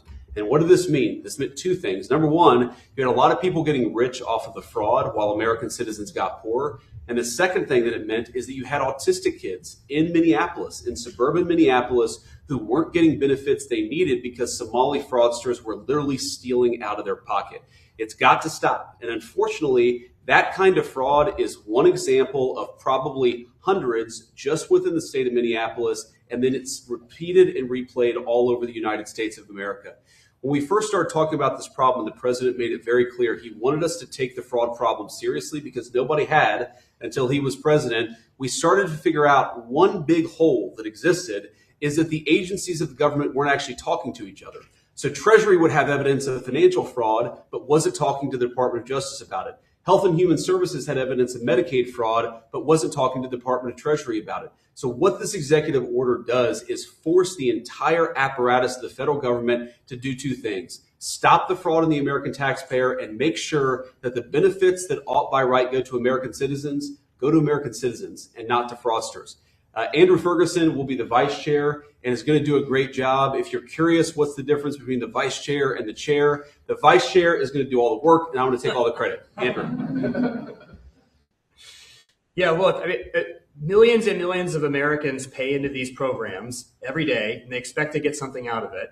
And this fraud is just siphoning money that millions of Americans pay to fund their hospitals, to fund their daycare centers, into completely fake businesses. It isn't just unfair to all of us as taxpayers who pay for all this. It's particularly unfair to the Americans who need this the most and watch this money leave their hospital, leave their school system, and go out to fraud. And that is why this effort is so important. And I think we've just begun really looking at this, but I think that one of the things we're going to find is that in a lot of these agencies, the previous administration was pretty lax about existing anti-fraud controls, and we're going to expose that too.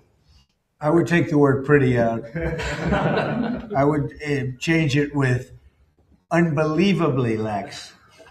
They weren't, not even lax. Lax isn't a good enough word. The previous administration was fraudulent, okay? And I think that's what you're going to find also. And, you know, we worked so hard, like most favored nations drug prices. For years, people have wanted. We paid the highest drug prices anywhere in the world by far, by 5 times, 6 times, 10 times, more than London would be paying in New York, more than any city in Europe was paying than our cities. We would have a pill that would sell for $10 in Munich, in Germany, we sell for $10, and in New York it would be $130 or whatever. And we worked so hard, and we pulled it off. It's called Most Favored Nations. So now we went from by far the most expensive drugs anywhere in the world, prescription drugs, to the least expensive. And I had to get all the nations to agree, and I don't want to bore you with how I did it, but I did it. Everyone said it was impossible to do, including the drug companies, and we did it. We worked so hard on it, and we're going to save so much money for the people. Your drug prices are going to be dropping at levels never even, by 50, 60, 70, 80% in some cases. But you work so hard, and then you see them stealing $19 billion. It's like in one pocket, out the other. And I think Andrew and JD, I think they have maybe one of the most important jobs. Maybe it could be one of the most important things that we're signing because I really believe that they have an opportunity to do something so good for our country. You know, people talk about balancing budgets. You can't balance a budget when people are stealing $19 billion and nobody's ever heard of anything like it.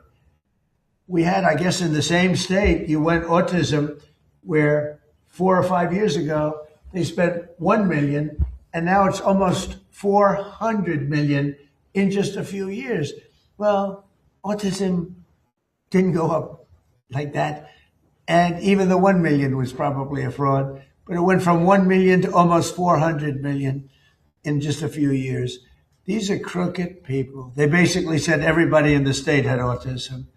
These are crooked, horrible people. And, you know, I was elected on with JD, Make America Great Again. That was and we can't have this stuff happening. Right.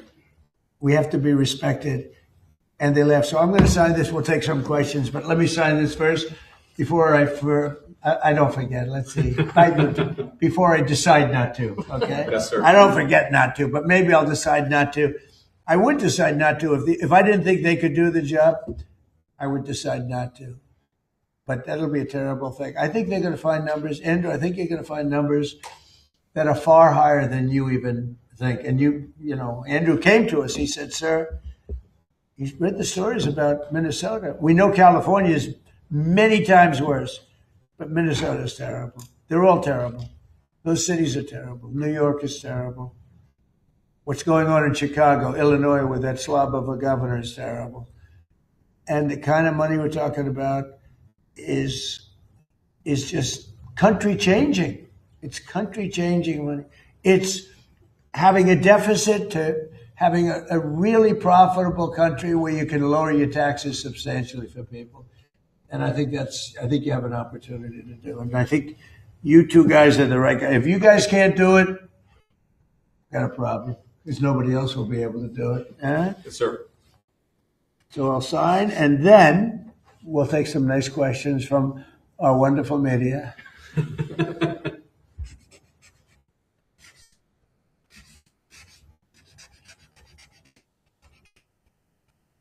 Okay. Go on.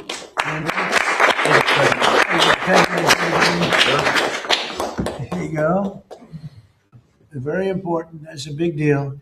We've been working on this very long. Yes, See, sir. right? Will? Yes, sir. Andrew, do you have a question? Yes, Mr. President. You said during your State of the Union that this type of fraud, the corruption, is the type of thing that can shred the fabric of a nation. Why do you suppose then that leaders in recent memory haven't looked at the systemic amount of fraud that's Because been they're taking crooked. place? And Because how much- they're crooked. They make money. They gain power. They use it for power. Like with the Somalians, they vote in a block, 100%. They make a deal with the Somalians. They all vote because they're on a gravy train. It's money first, power second. A lot of people say power first. No, it's money first, power second. Do you ever see where like Mercedes? People come over from Somalia, they have no money, and now they're buying Mercedes-Benz cars. Okay, it's more cash goes out of the Minnesota airport than any other place in the world or something. We're going to find it. And Minnesota is really bad. The governor's corrupt. The attorney general is totally corrupt, just like the New York State attorney general, Letitia James. She's a highly corrupt person. Bragg, the DA, is a corrupt person. They're all corrupt. These are corrupt people. And we got too many of them in our country. And we have to expose them, and we have to catch them. And if these two guys can't, these are high IQ people. I've always liked high IQ. These are high IQ people.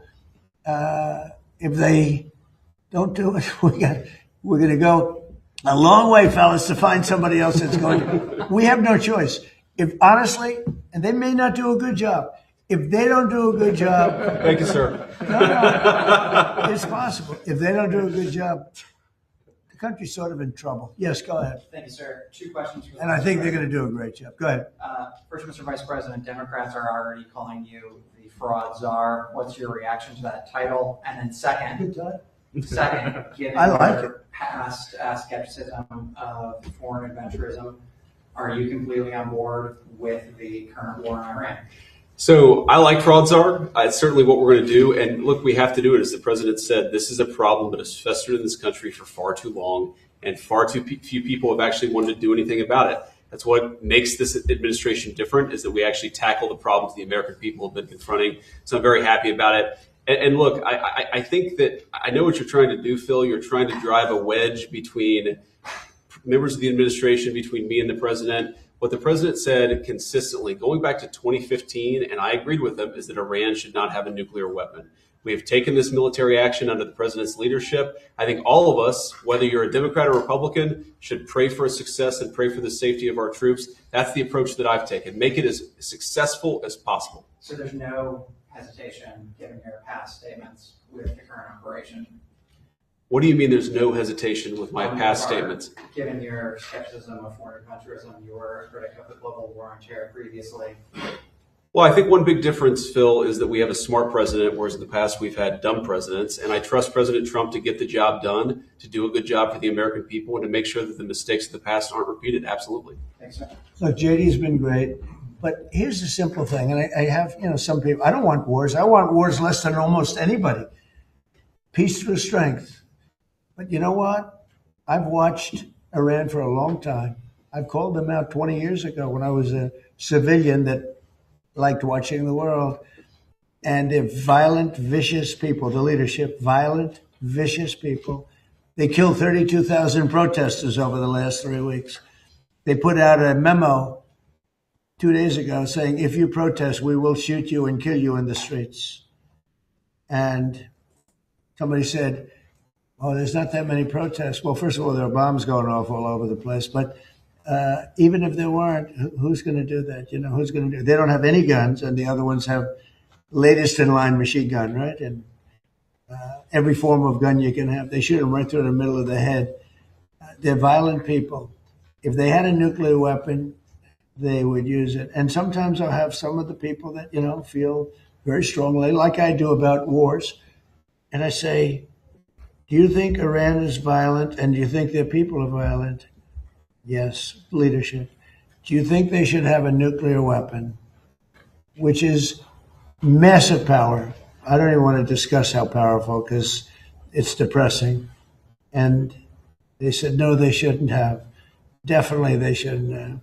They said, and you don't want to fight war? No, we don't want to fight war. So these are naive people that frankly are stupid. If you believe that Iran should have a nuclear weapon, there's something wrong with you, because they would use it within, the only question is within 1 hour if they get it, or 1 day. They will use it and they will blow up the entire Middle East, not just Israel. They'll start with Israel, but they will blow up. And you got to see that when they unexpectedly started sending missiles to every country within 1,000 miles of them. I mean, they're blowing up countries that were neighbors, not necessarily some friends. They actually were blowing up some friends. They were blowing up the people that handle their accounts. They're sending thousands of missiles into countries that didn't expect to be in the war because they wanted to take over the Middle East. And if I didn't terminate Barack Hussein Obama's horrible Iran nuclear deal, which I did in my first term, one of the dumbest deals, perhaps the dumbest deal because of the danger involved, you would have had them have a nuclear weapon 3 years ago, maybe 4 years ago. They would have used it, blown up the Middle East, and they would have then come after us. And if these gorgeous B-2 bombers, give me that bomber, Andrews. Let me just hug that little sucker. Give me that bomber over there. Thank you. You knew immediately which one. This looks small, but in person it's very big. Because it's the only plane capable of carrying a 200,000-pound bomb. So I don't know how they do it, because it's very sleek and nice, but it carries a lot of weapons and there's a lot of bombs. But had I not sent this incredible machine times numerous others to hit Iran at midnight with no moon, dead dark, every single bomb was dropped right down the chute that it was supposed to hit. How they do it, who knows? Nobody else can figure. No other country can do it. No other country has our military or even close. And I think we've probably proven that with Venezuela and now with because we have done a number on Iran. But if I didn't do that, if I didn't decimate, I call it their nuclear dust, they would have had a nuclear weapon within 1 month after that bombing took place. And they would have used it on first Israel and then the Middle East. And you know that because all of those missiles that were launched against their neighbors were set long ago, long before they knew they would be using them this quickly. Had we not done this, you would have had a nuclear war that would have evolved into World War III. And more important, this is a war that there would have been nothing left. So we've done a great thing. The people that say it's okay for a very sick ideology, a very sick country in terms of its leadership, very good people, great people. But the people that say that, I think they're actually, they're either evil or they're stupid. So if you believe that Iran should not have a nuclear weapon, they should not have it, then you have to absolutely love what I've done, because in 2 weeks we have decimated them. They have no Navy. They have no Air Force. They have no anti-aircraft weapons. They have no leadership. The leadership is gone. But then they set up a new leadership to go and name a new leader, and that leadership is gone. And now they think maybe the sun is gone. They're all gone. My biggest problem is I have no idea who we're talking to, because nobody ever heard of any of these people. They're all dead. But we did a job for the world, not a job for us, for the whole world. We took the worst country in 50 years and maybe longer from the ideological standpoint, a country that wanted to blow up the world, a country that is sick, and it has a religious fervor. And when you add religion, you know, people don't realize more people died in religious wars than every other war put together. And that's what you would have had here. And it was a terrible thing. I'm very proud of what we did. And I think JD understands better than most if you give Iran a nuclear weapon, at least a very substantial part of the world would be blown up, and it'll be used almost immediately. Yes. Thank you, Mr. President. You don't mind if I keep this here, do you? Isn't that a beautiful thing? You know, I used to look at it, and I said, it's a piece of art, but how can it be effective? It's so stealth. Think of it, Peter.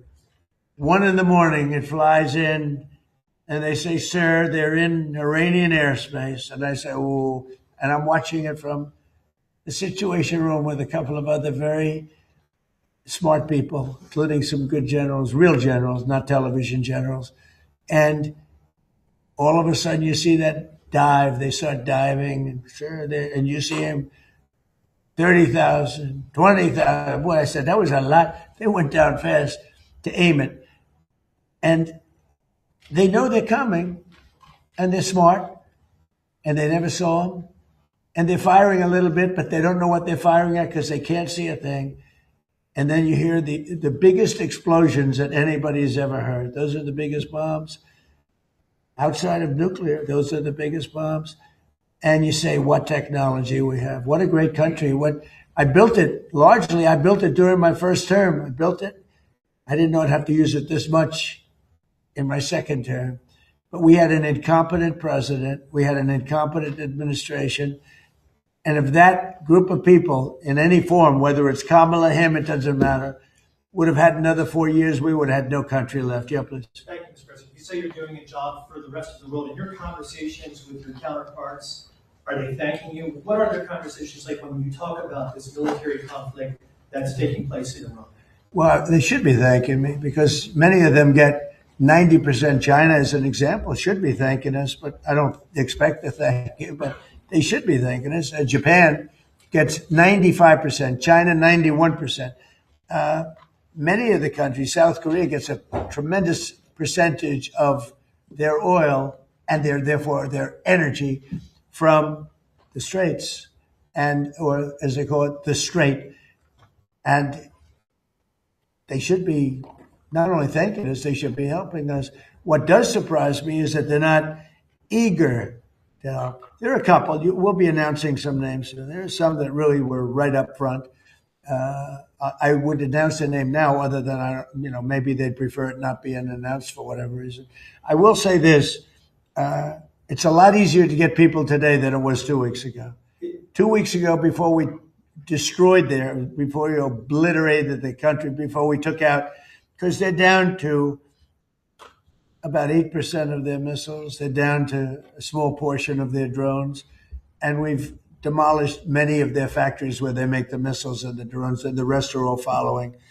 Our military has been amazing. We hit Carg Island, took out every single thing on Carg Island except one thing. We left the pipes, because if we take out the pipes, it takes a long time to build them. And at some point, something is going to happen that's positive with respect to those pipes.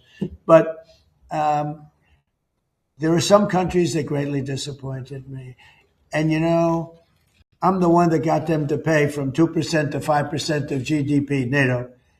And I get along great with those countries in NATO, but I always said, the problem with NATO is we'll always be there for them, but they'll never be there for us. And when I hear the UK, which was sort of considered the Rolls Royce of allies, right? When you say they were the oldest and they were going to be there. And I say it would be really helpful if you'd send over a couple of ships. And if you have some minesweepers, which they do, be very helpful. And the prime minister is a nice man. I think he's a very nice guy. He says, well, I'd like to ask my team. I said, you don't have to worry about a team. You don't have a team. You're the prime minister. You can make a decision. Well, I have to speak to my people. I said, you don't have to speak to anybody. So it was very disappointing. And then after we obliterated them, destroyed their military, the whole thing, and it became a much safer zone, he said, we're going to send over 2 aircraft carriers. I said, I don't want them anymore. I don't want them after we win. I want them before we start. I don't need your aircraft carriers after we've already won. So, those things are very disappointing. And you have to remember, we have 45,000 troops in Japan. We have 45,000 troops in South Korea. We have 45,000, 50,000 troops in Germany. We defend all these countries. And then, do you have any minesweepers? And they say, well, would it be possible for us not to get involved? I've been saying it for a long time. This is the greatest thing to come out of this. We spend trillions and trillions of dollars on NATO to defend other countries. And I always said, but if it ever comes time to defend us, they're not going to be there. Many of them would not be there. And we're going to have to start thinking more wisely in this country. Some have been very good. One or two have been great. I'll tell you, the great ones are at the right time. But there have been some that were right up there, Peter. They were right up there. They wanted to do it so much. Go ahead, Peter. Thank you. You were talking about Iran a couple times today and what they did after Epic Fury began. You said they hit Qatar, Saudi Arabia, UAE, Bahrain, Kuwait. Nobody expected that. We were shocked. Are you surprised that nobody briefed you ahead of time that might be their retaliation? Nobody, no. The greatest experts, nobody thought they were going to hit. They were, I wouldn't say friendly countries. They were like neutral. They lived with them for years. Peter, they were going to take over the Middle East. They were going to knock out Israel with their nuclear weapon. But after we knocked out their nuclear potential weapon, they started building missiles, thousands and thousands of missiles. And they were going to do it with missiles while they developed. These are sick people. While they developed nuclear, somehow they were going to start at a different site because that site was, you saw the site, the mountain. They were going to go into a certain area, which we know exactly where it is. And they were going to do that. And it's incredible what we've done. I tell you, the job we've done. Do you know, if I didn't terminate Barack Hussein Obama's Iran nuclear deal, you would right now, well, Israel would be gone. It would be incinerated. And probably the Middle East likewise.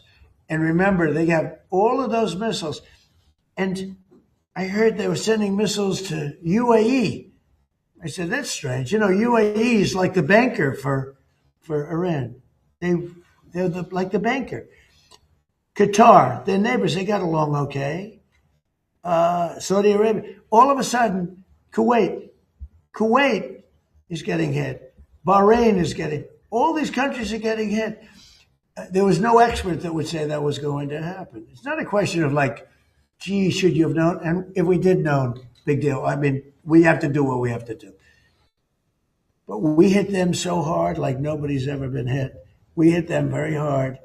And we've extinguished most of their missiles.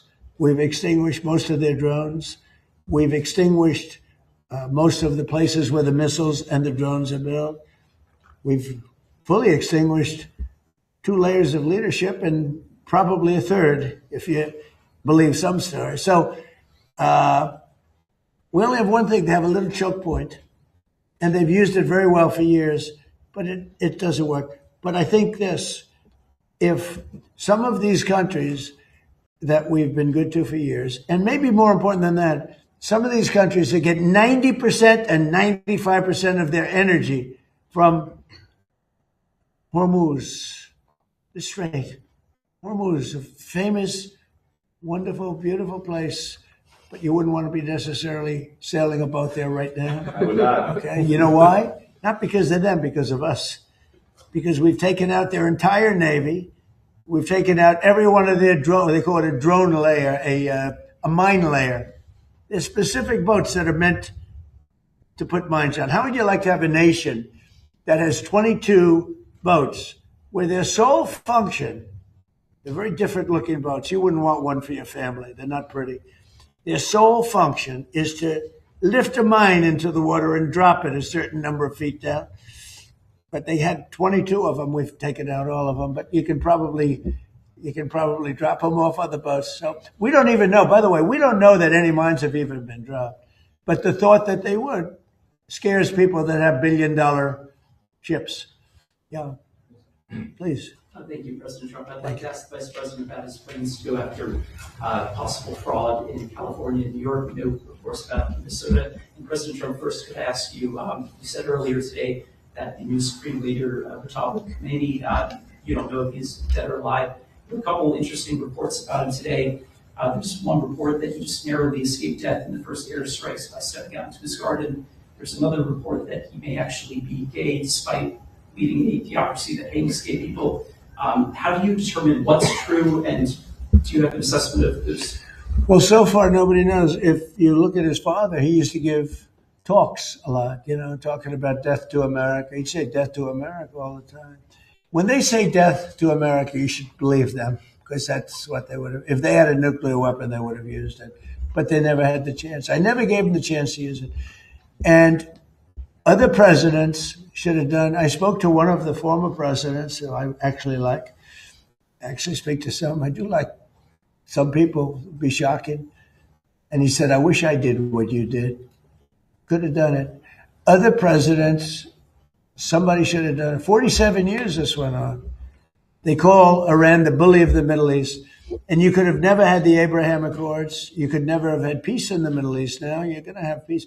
You could never do it with the dark cloud of a nuclear Iran.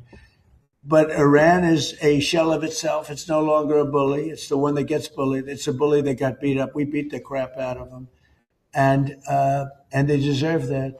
When you see a soldier walking down the street without his arms, or being helped down the street because he's got no legs, or his face is blown to smithereens with no legs and no arms, those two, no legs, no arms, and a face that got racked. That was done by roadside bombs. That's the favorite weapon of Soleimani, who I killed in my first administration. General Soleimani.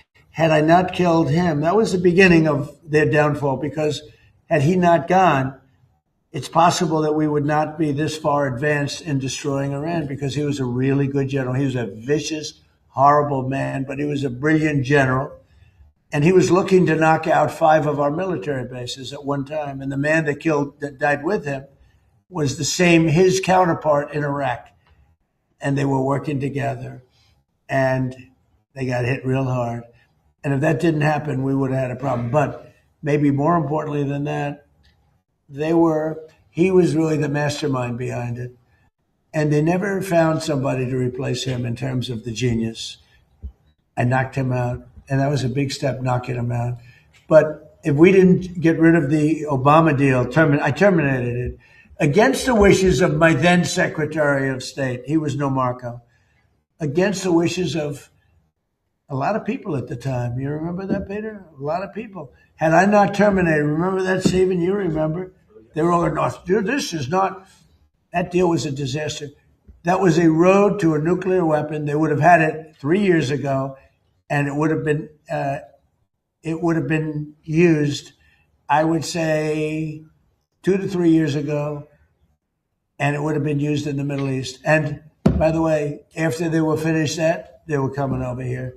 They never got a chance to do it. I just want to ask you about something very interesting that you said twice today. That you talked to another former president about the Iran strikes. Was it George W. Bush? No. Was it Bill Clinton? I don't want to say. I don't want to say. Because a member of a party, they have Trump derangement syndrome all, but it's somebody that happens to like me, and I like that person who's a smart person. But that person said, I wish I did it. Okay, but I don't want to get into who. I don't want to get him into trouble. Maybe, hey, you know what? I think you probably know. It's interesting. And maybe he'd be proud. I could even ask him that. Would you like me to reveal your name to Peter at Fox? Well, at least you have high ratings. Your ratings are through the roof, Peter. Thank you for noticing. Congratulations. Can I ask you another question about the war? If Iran, as you said, totally obliterated, got the missiles, got the first 2 rounds of leadership, Air Force gone, Navy gone, can we wrap this war up this week? Yeah, sure. Will we? I don't think so, but it'll be soon. Won't be long. And we're going to have a much safer world when it's wrapped up. It'll be wrapped up soon. We're going to have a much safer world. I had an obligation to do this. I didn't want to, I call it an excursion. I didn't want to make this journey. We had the highest stock market in history. We had low gas prices. Everything was good. And I know exactly. I know what, you're going to do it. And people are going to raise the price of oil. That's good. But I know that. But that's a very small thing compared to allowing them to have. You want to see a stock market go down? Start letting them hit you with nukes, okay? I think this morning, I think it's a very small price to pay. And frankly, I thought it was going to go down much more, if you want to know the truth. I assumed that it was going to go down much more, only because people don't understand it's a big chess game at a very high level. It's a very high level chess, the highest. And I'm dealing with very smart players. These are smart people. They don't get there.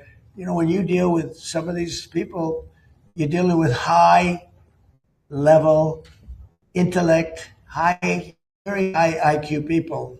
These are not Jasmine Crockett and her group. These are smart people. These are really smart people and violent people and vicious people and some very nice people. And some are very nice but violent. They turn violent. But you know what? If I didn't do what I did, we would have been hit.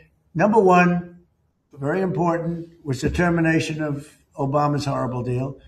And number two, this beautiful plane hitting them 8 months ago, whatever it was, and taking out their nuclear capacity. That totally threw them for a loop. If they had that bomb at either time, 5 years ago or 7 months ago, if they had that bomb would have been used almost immediately. Mr. President, two questions on domestic policy, bringing it close to home. First of all, the Save America Act, what are you expecting this week when this vote takes place in the U.S. Senate? Will the Vice President's vote be necessary? I think it's imperative that it gets done. I'm not sure it is. The Democrats have horrible policy. It's just incredible. But they stick together. It's the one thing they do. Their Supreme Court members stick together. Those appointed by a Democrat stick together. If Barack Hussein Obama appoints a member of the Supreme Court, that member never goes against him. And they're proud about it. They say, I don't give a damn if it's good or bad. That man appointed me and I'm never going to let him down. I don't say that's right, wrong. I just say they stick together. Republicans go the opposite way. If Donald Trump appointed me, I'm going to show the world that I can be totally just and I can be independent of Donald Trump. He's not controlling me. And I don't want to control them. I just want to have smart decisions. They gave us a decision on tariffs the other day that won't change tariffs. I can do it a different way. I always knew I could do it a different way. This was a little quicker, a little easier, a little better. But they gave it a decision that could cost this country $500 billion to pay people back, because now I have to start the tariffs all over again. Very simple. And what happens with the money I've already collected? Why didn't they say, starting from now, go the other way? $500 billion, perhaps.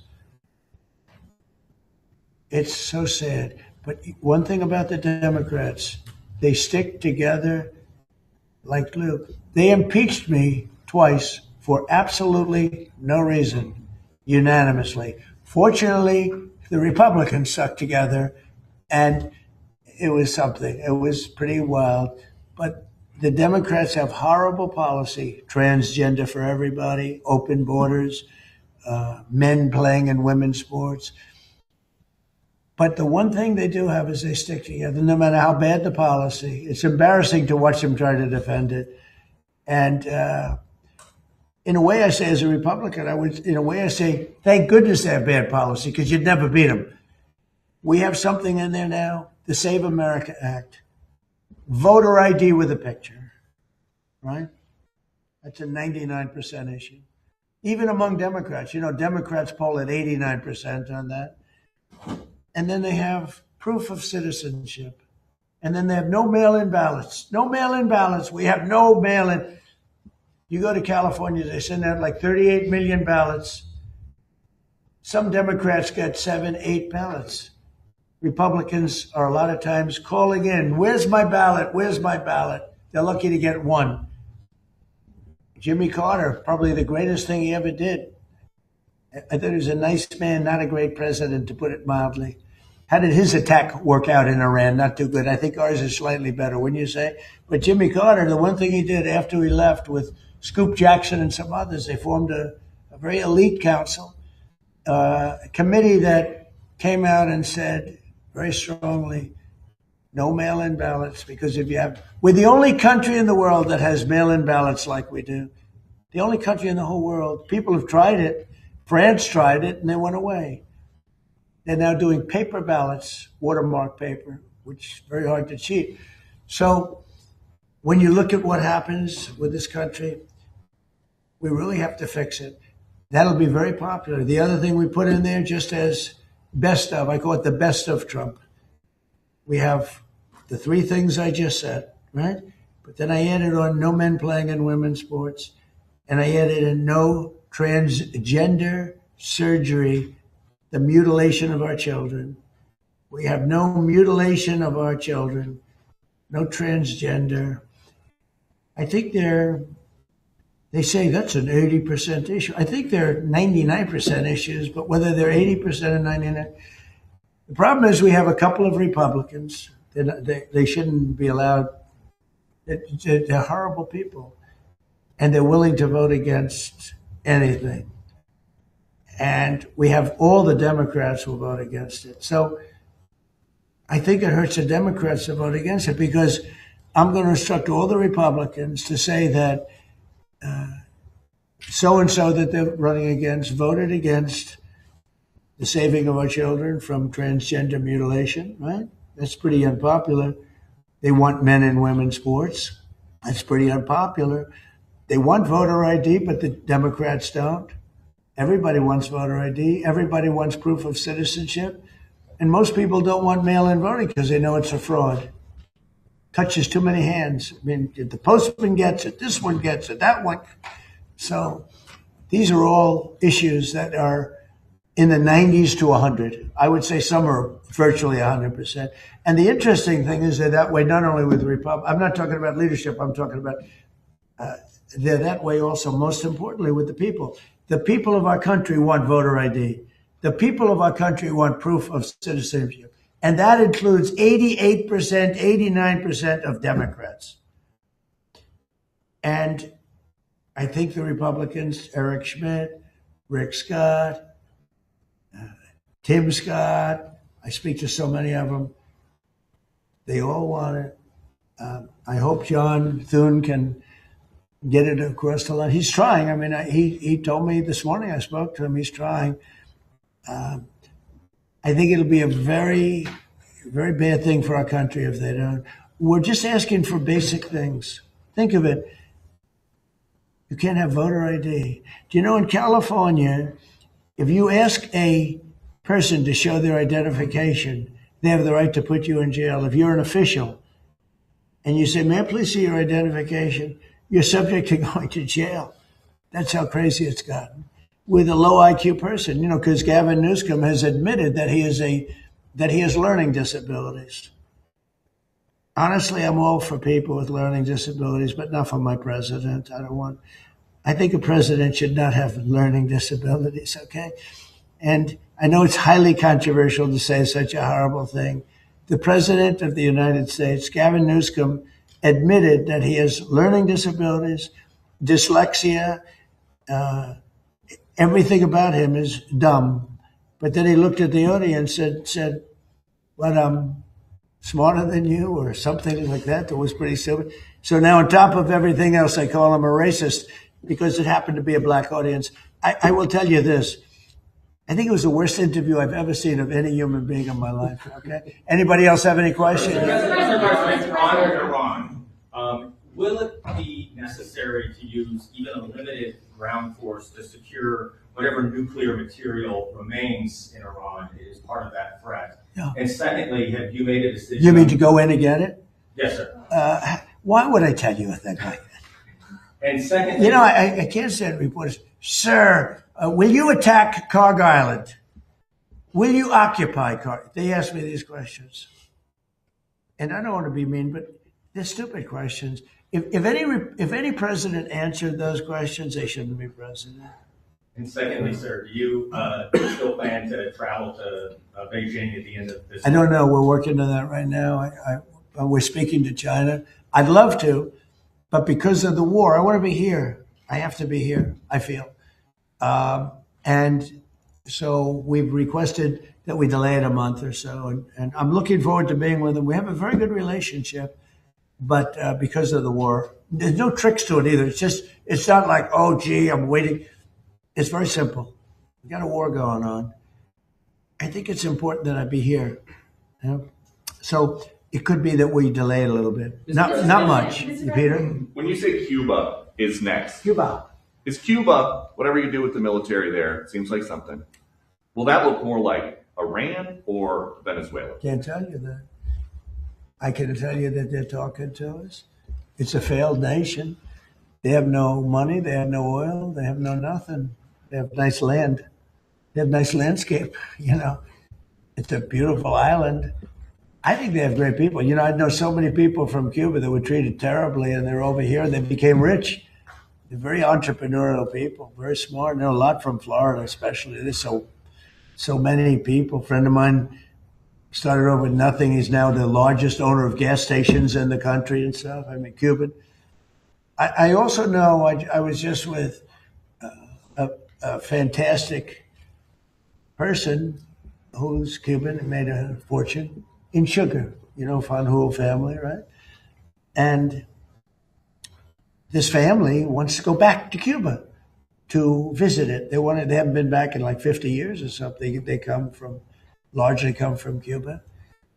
And we'll see what happens. They were asking me about that. They want to go back. Not only Fanjul, a lot of Cubans have said, oh boy, would they love to go back. I think Cuba, I don't know, in its own way, if tourism and everything else, it's a beautiful island, great weather. They're not in a hurricane zone, which is nice for a change, you know. They won't be asking us for money for hurricanes every week. But I think Cuba see the end. You know, all my life I've been hearing about the United States and Cuba. When will the United States do it? I do believe I'll be having the honor of taking Cuba. That'd be good. That's a big honor. Taking Cuba. Taking Cuba in some form, yeah. Taking Cuba. I mean, whether I free it, take it, I think I could do anything I want with it. You want to know the truth? They're a very weakened nation right now. They were for a long time. Very violent leaders. Castro was a very violent leader. His brother's a very violent leader. Extremely violent. That's how they governed. They governed with violence. But a lot of people would like to go back.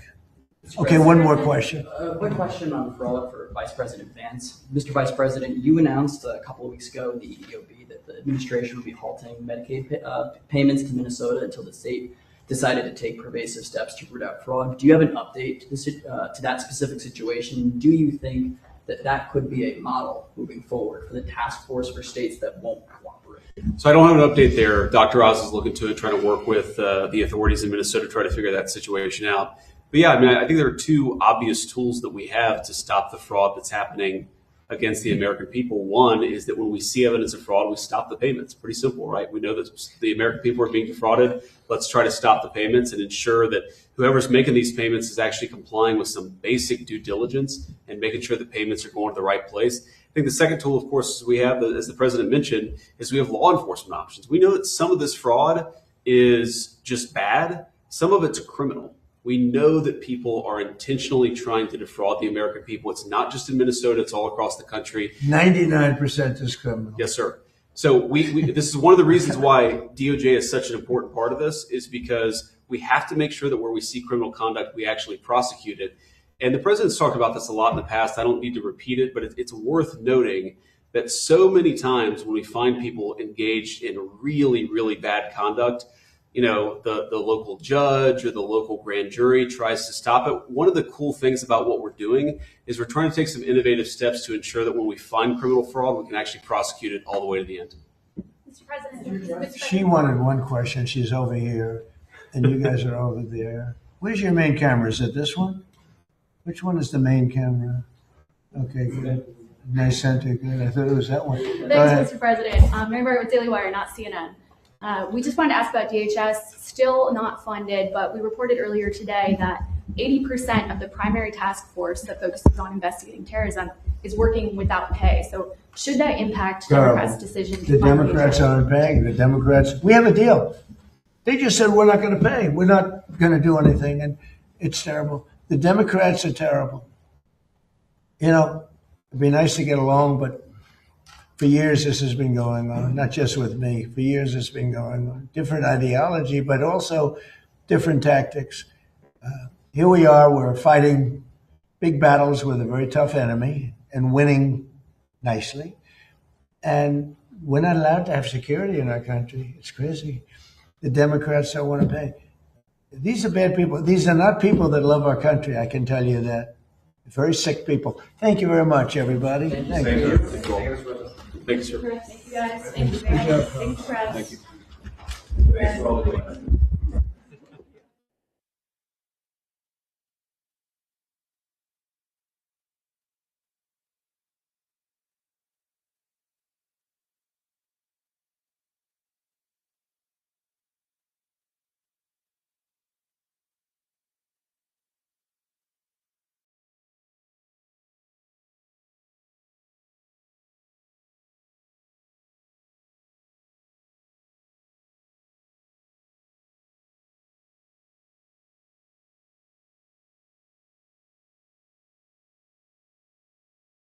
And this week, Russia.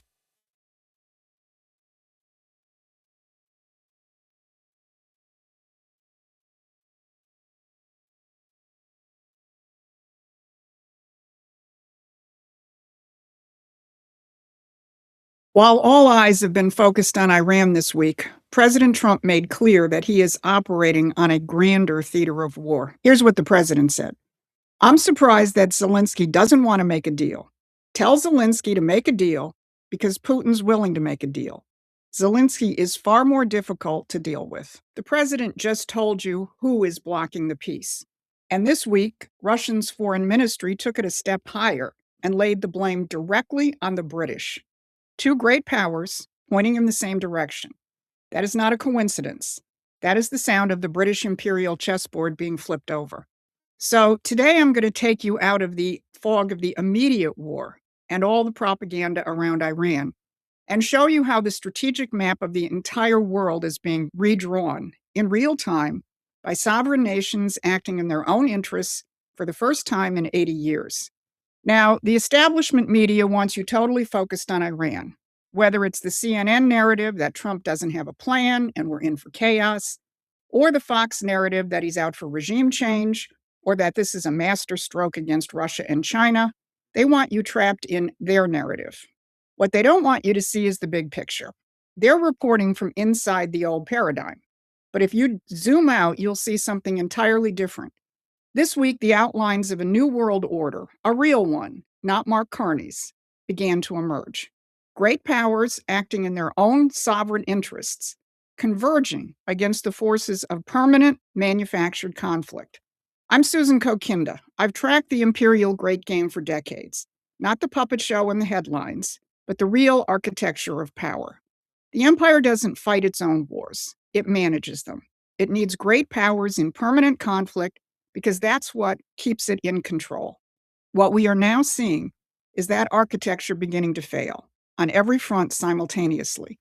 So if you want to understand how that is unfolding, please hit the like, share, and subscribe buttons so we can stay in touch and we can reach more people.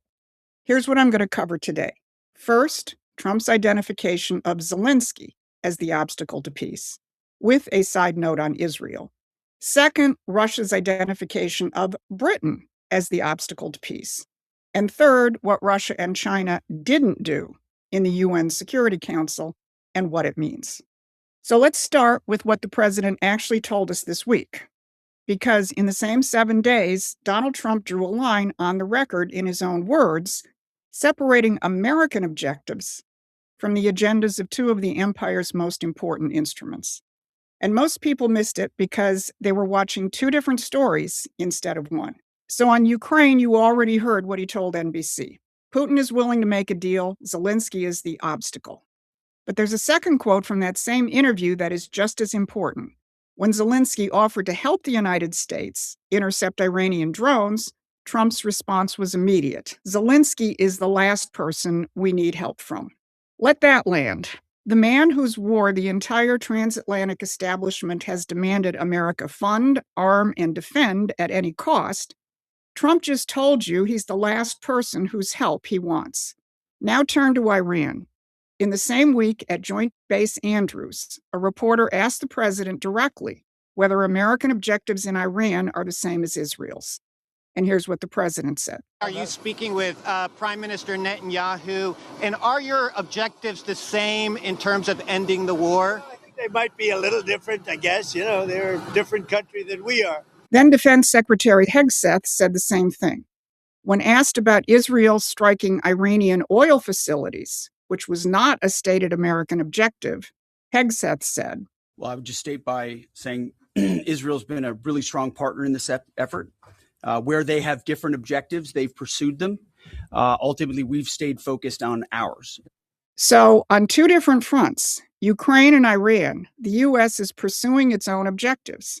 On Ukraine, Trump is saying that Putin is the reasonable party and Zelensky is the obstacle. On Iran, Trump is telling Netanyahu, whose war aims include permanent regime change and an indefinite timeline, that America has different objectives. And President Trump has already acted on that difference, sending Steve Witkoff and Jared Kushner to Israel after they bombed an oil refinery to tell Israel to stop hitting domestic economic targets. The U.S. wants a stable Iran with a functioning economy when the fighting is over. These are not mixed messages. This is a president refusing on both fronts to be managed by the empire's pawns. And Russia just gave the empire a name. But before I get to that, if you're finding this kind of analysis, that is the real architecture behind the headlines, useful, then you need to be subscribed to Promethean Action's free newsletter.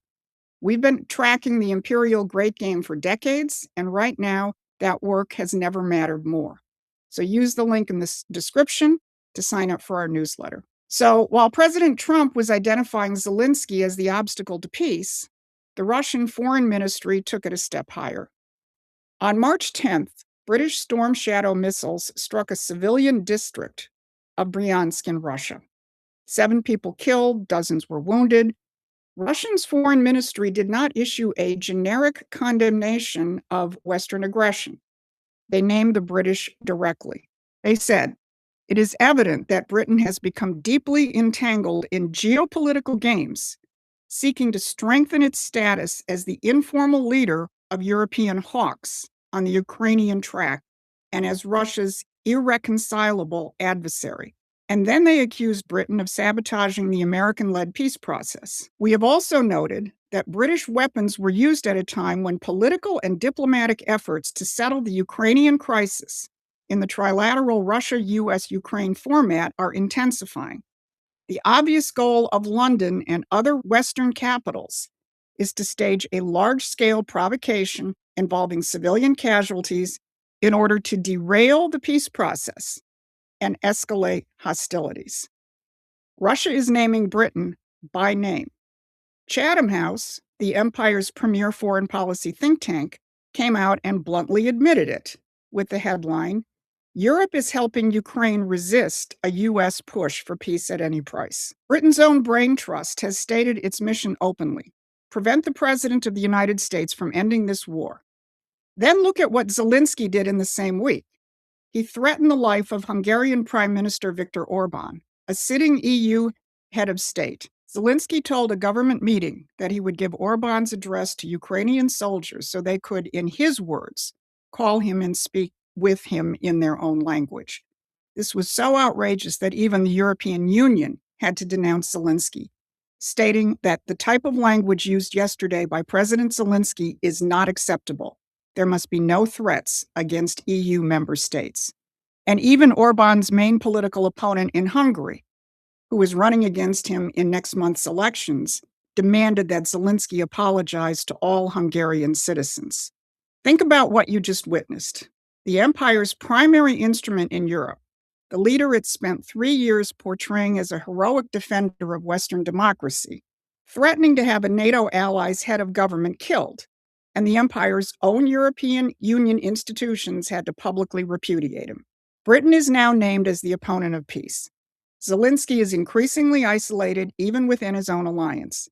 Now put that in context of what happened at the UN. On March 11th, the United Nations Security Council voted on a resolution brought by the Gulf states and others, Bahrain, Kuwait, Oman, Qatar, Saudi Arabia, the UAE, and Jordan, condemning Iran's missile and drone attacks on their territories. 135 nations co-sponsored it. The resolution passed 13-0, which means that Russia abstained and China abstained. Neither used their veto. Now, the mainstream media barely reported this, but I want you to understand what it actually means, because you won't understand it if you're in the old geopolitical world that gives you headlines that portray Russia and China as locked into their support for Iran, as this one on Fox does, or as the Ukrainian press continues to try and portray Iran, Russia, and China as the new axis of evil. But every rule of the old Cold War playbook, the binary the empire has relied on for 80 years, by those rules, Russia and China should have vetoed this resolution. That's what the script called for: protect your partner, block the Western initiative, keep the great powers in their assigned corners. But they didn't. This is a new strategic reality, one in which nations are taking themselves off the British geopolitical chessboard. And if you're paying attention to what President Trump said on March 13th, you'll actually see it in action. He was asked if Russia was helping Iran. You think Putin is helping them? I think he might be helping him a little bit, yeah, I guess. And he probably thinks we're helping Ukraine, right? And you are, right? Yeah, we're helping him also. And so he says that. And China would say the same thing. You know, it's like, hey, they do it and we do it, in all fairness. They do it and we do it. Think about that. The President of the United States just placed America, Russia, and China on the same plane of sovereign nations acting in their own interests, not enemies locked in permanent ideological combat. Countries that do what they do in their own interests and deal with each other on that basis. And he didn't just say it, he acted on it.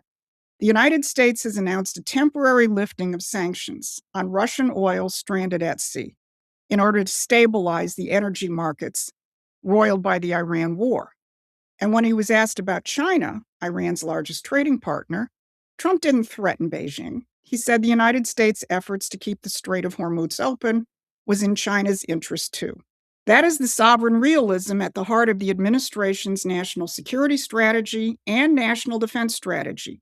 Both of those new doctrines explicitly reject the post-war paradigm of permanent great power conflict. Now, connect this to everything we've covered today. Trump telling NBC that Putin wants peace and Zelensky is the obstacle.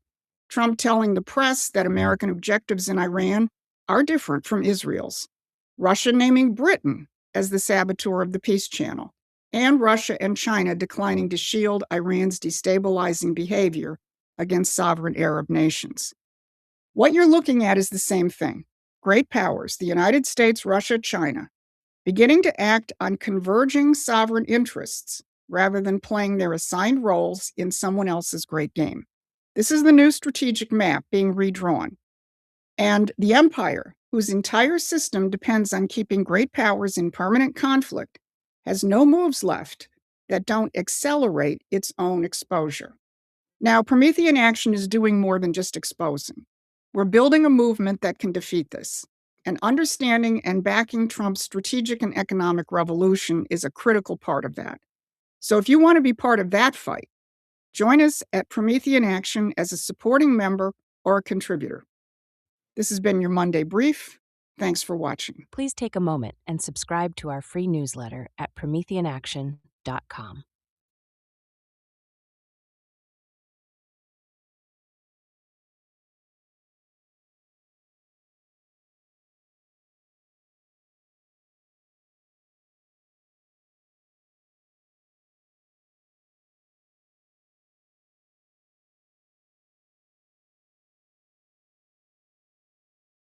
Patrick's Day, okay? Hey man, check out my groovy fancy hat. I look like one of them leprechauns.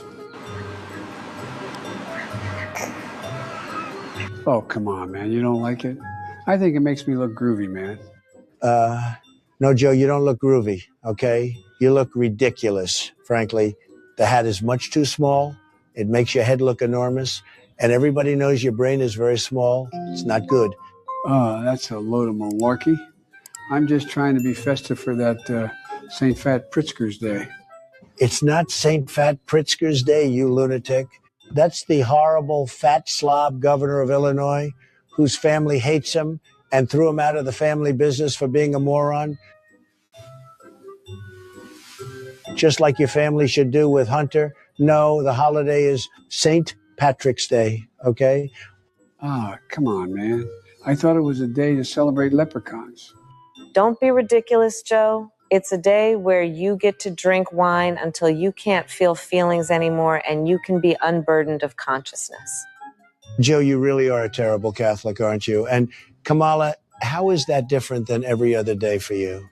Well, today, people won't judge me for it because everyone will be participating, okay? And sometimes the best thing to do is to be in the moment, and when that happens, the moments become realities.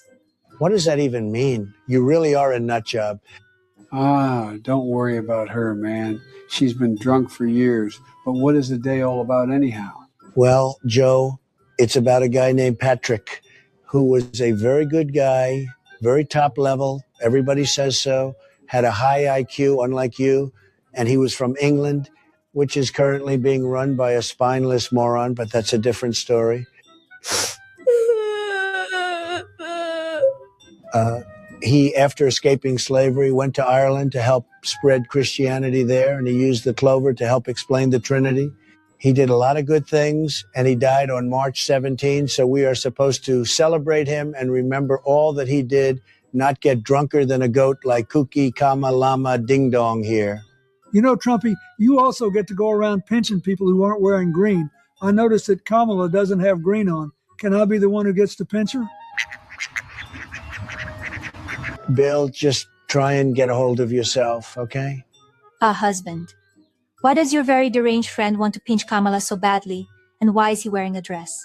Oh, Mama, can I pinch you too? He's in a dress because he's a radical cross-dressing maniac. No, you can't pinch our wonderful First Lady. Just keep your disgusting hands to yourself. Hey, man, I got loads of green stuff in my diaper. Joe, nobody wants to hear about you very stupidly filling your diaper. It's horrendous. Here, let me show you.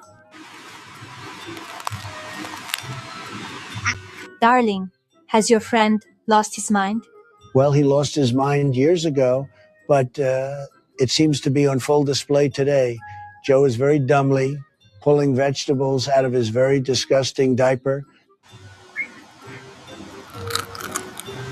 Bill can't control himself and just wants to pinch everyone, and Kamala will be drunker than a buffalo passed out before lunch. It's unbelievable. Very importantly, before we go, we want to send a special thank you to our newest members. These are great people. Everybody says so. MCXT6XF, Benner, KP, Buzu, Baju, 1, Andrew Broadbent, 3359, Billy Bobby, 7721, and R. Davila, 3680.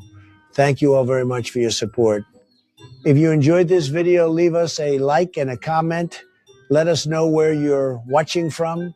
Make sure to hit that subscribe button unless you are a radical lunatic.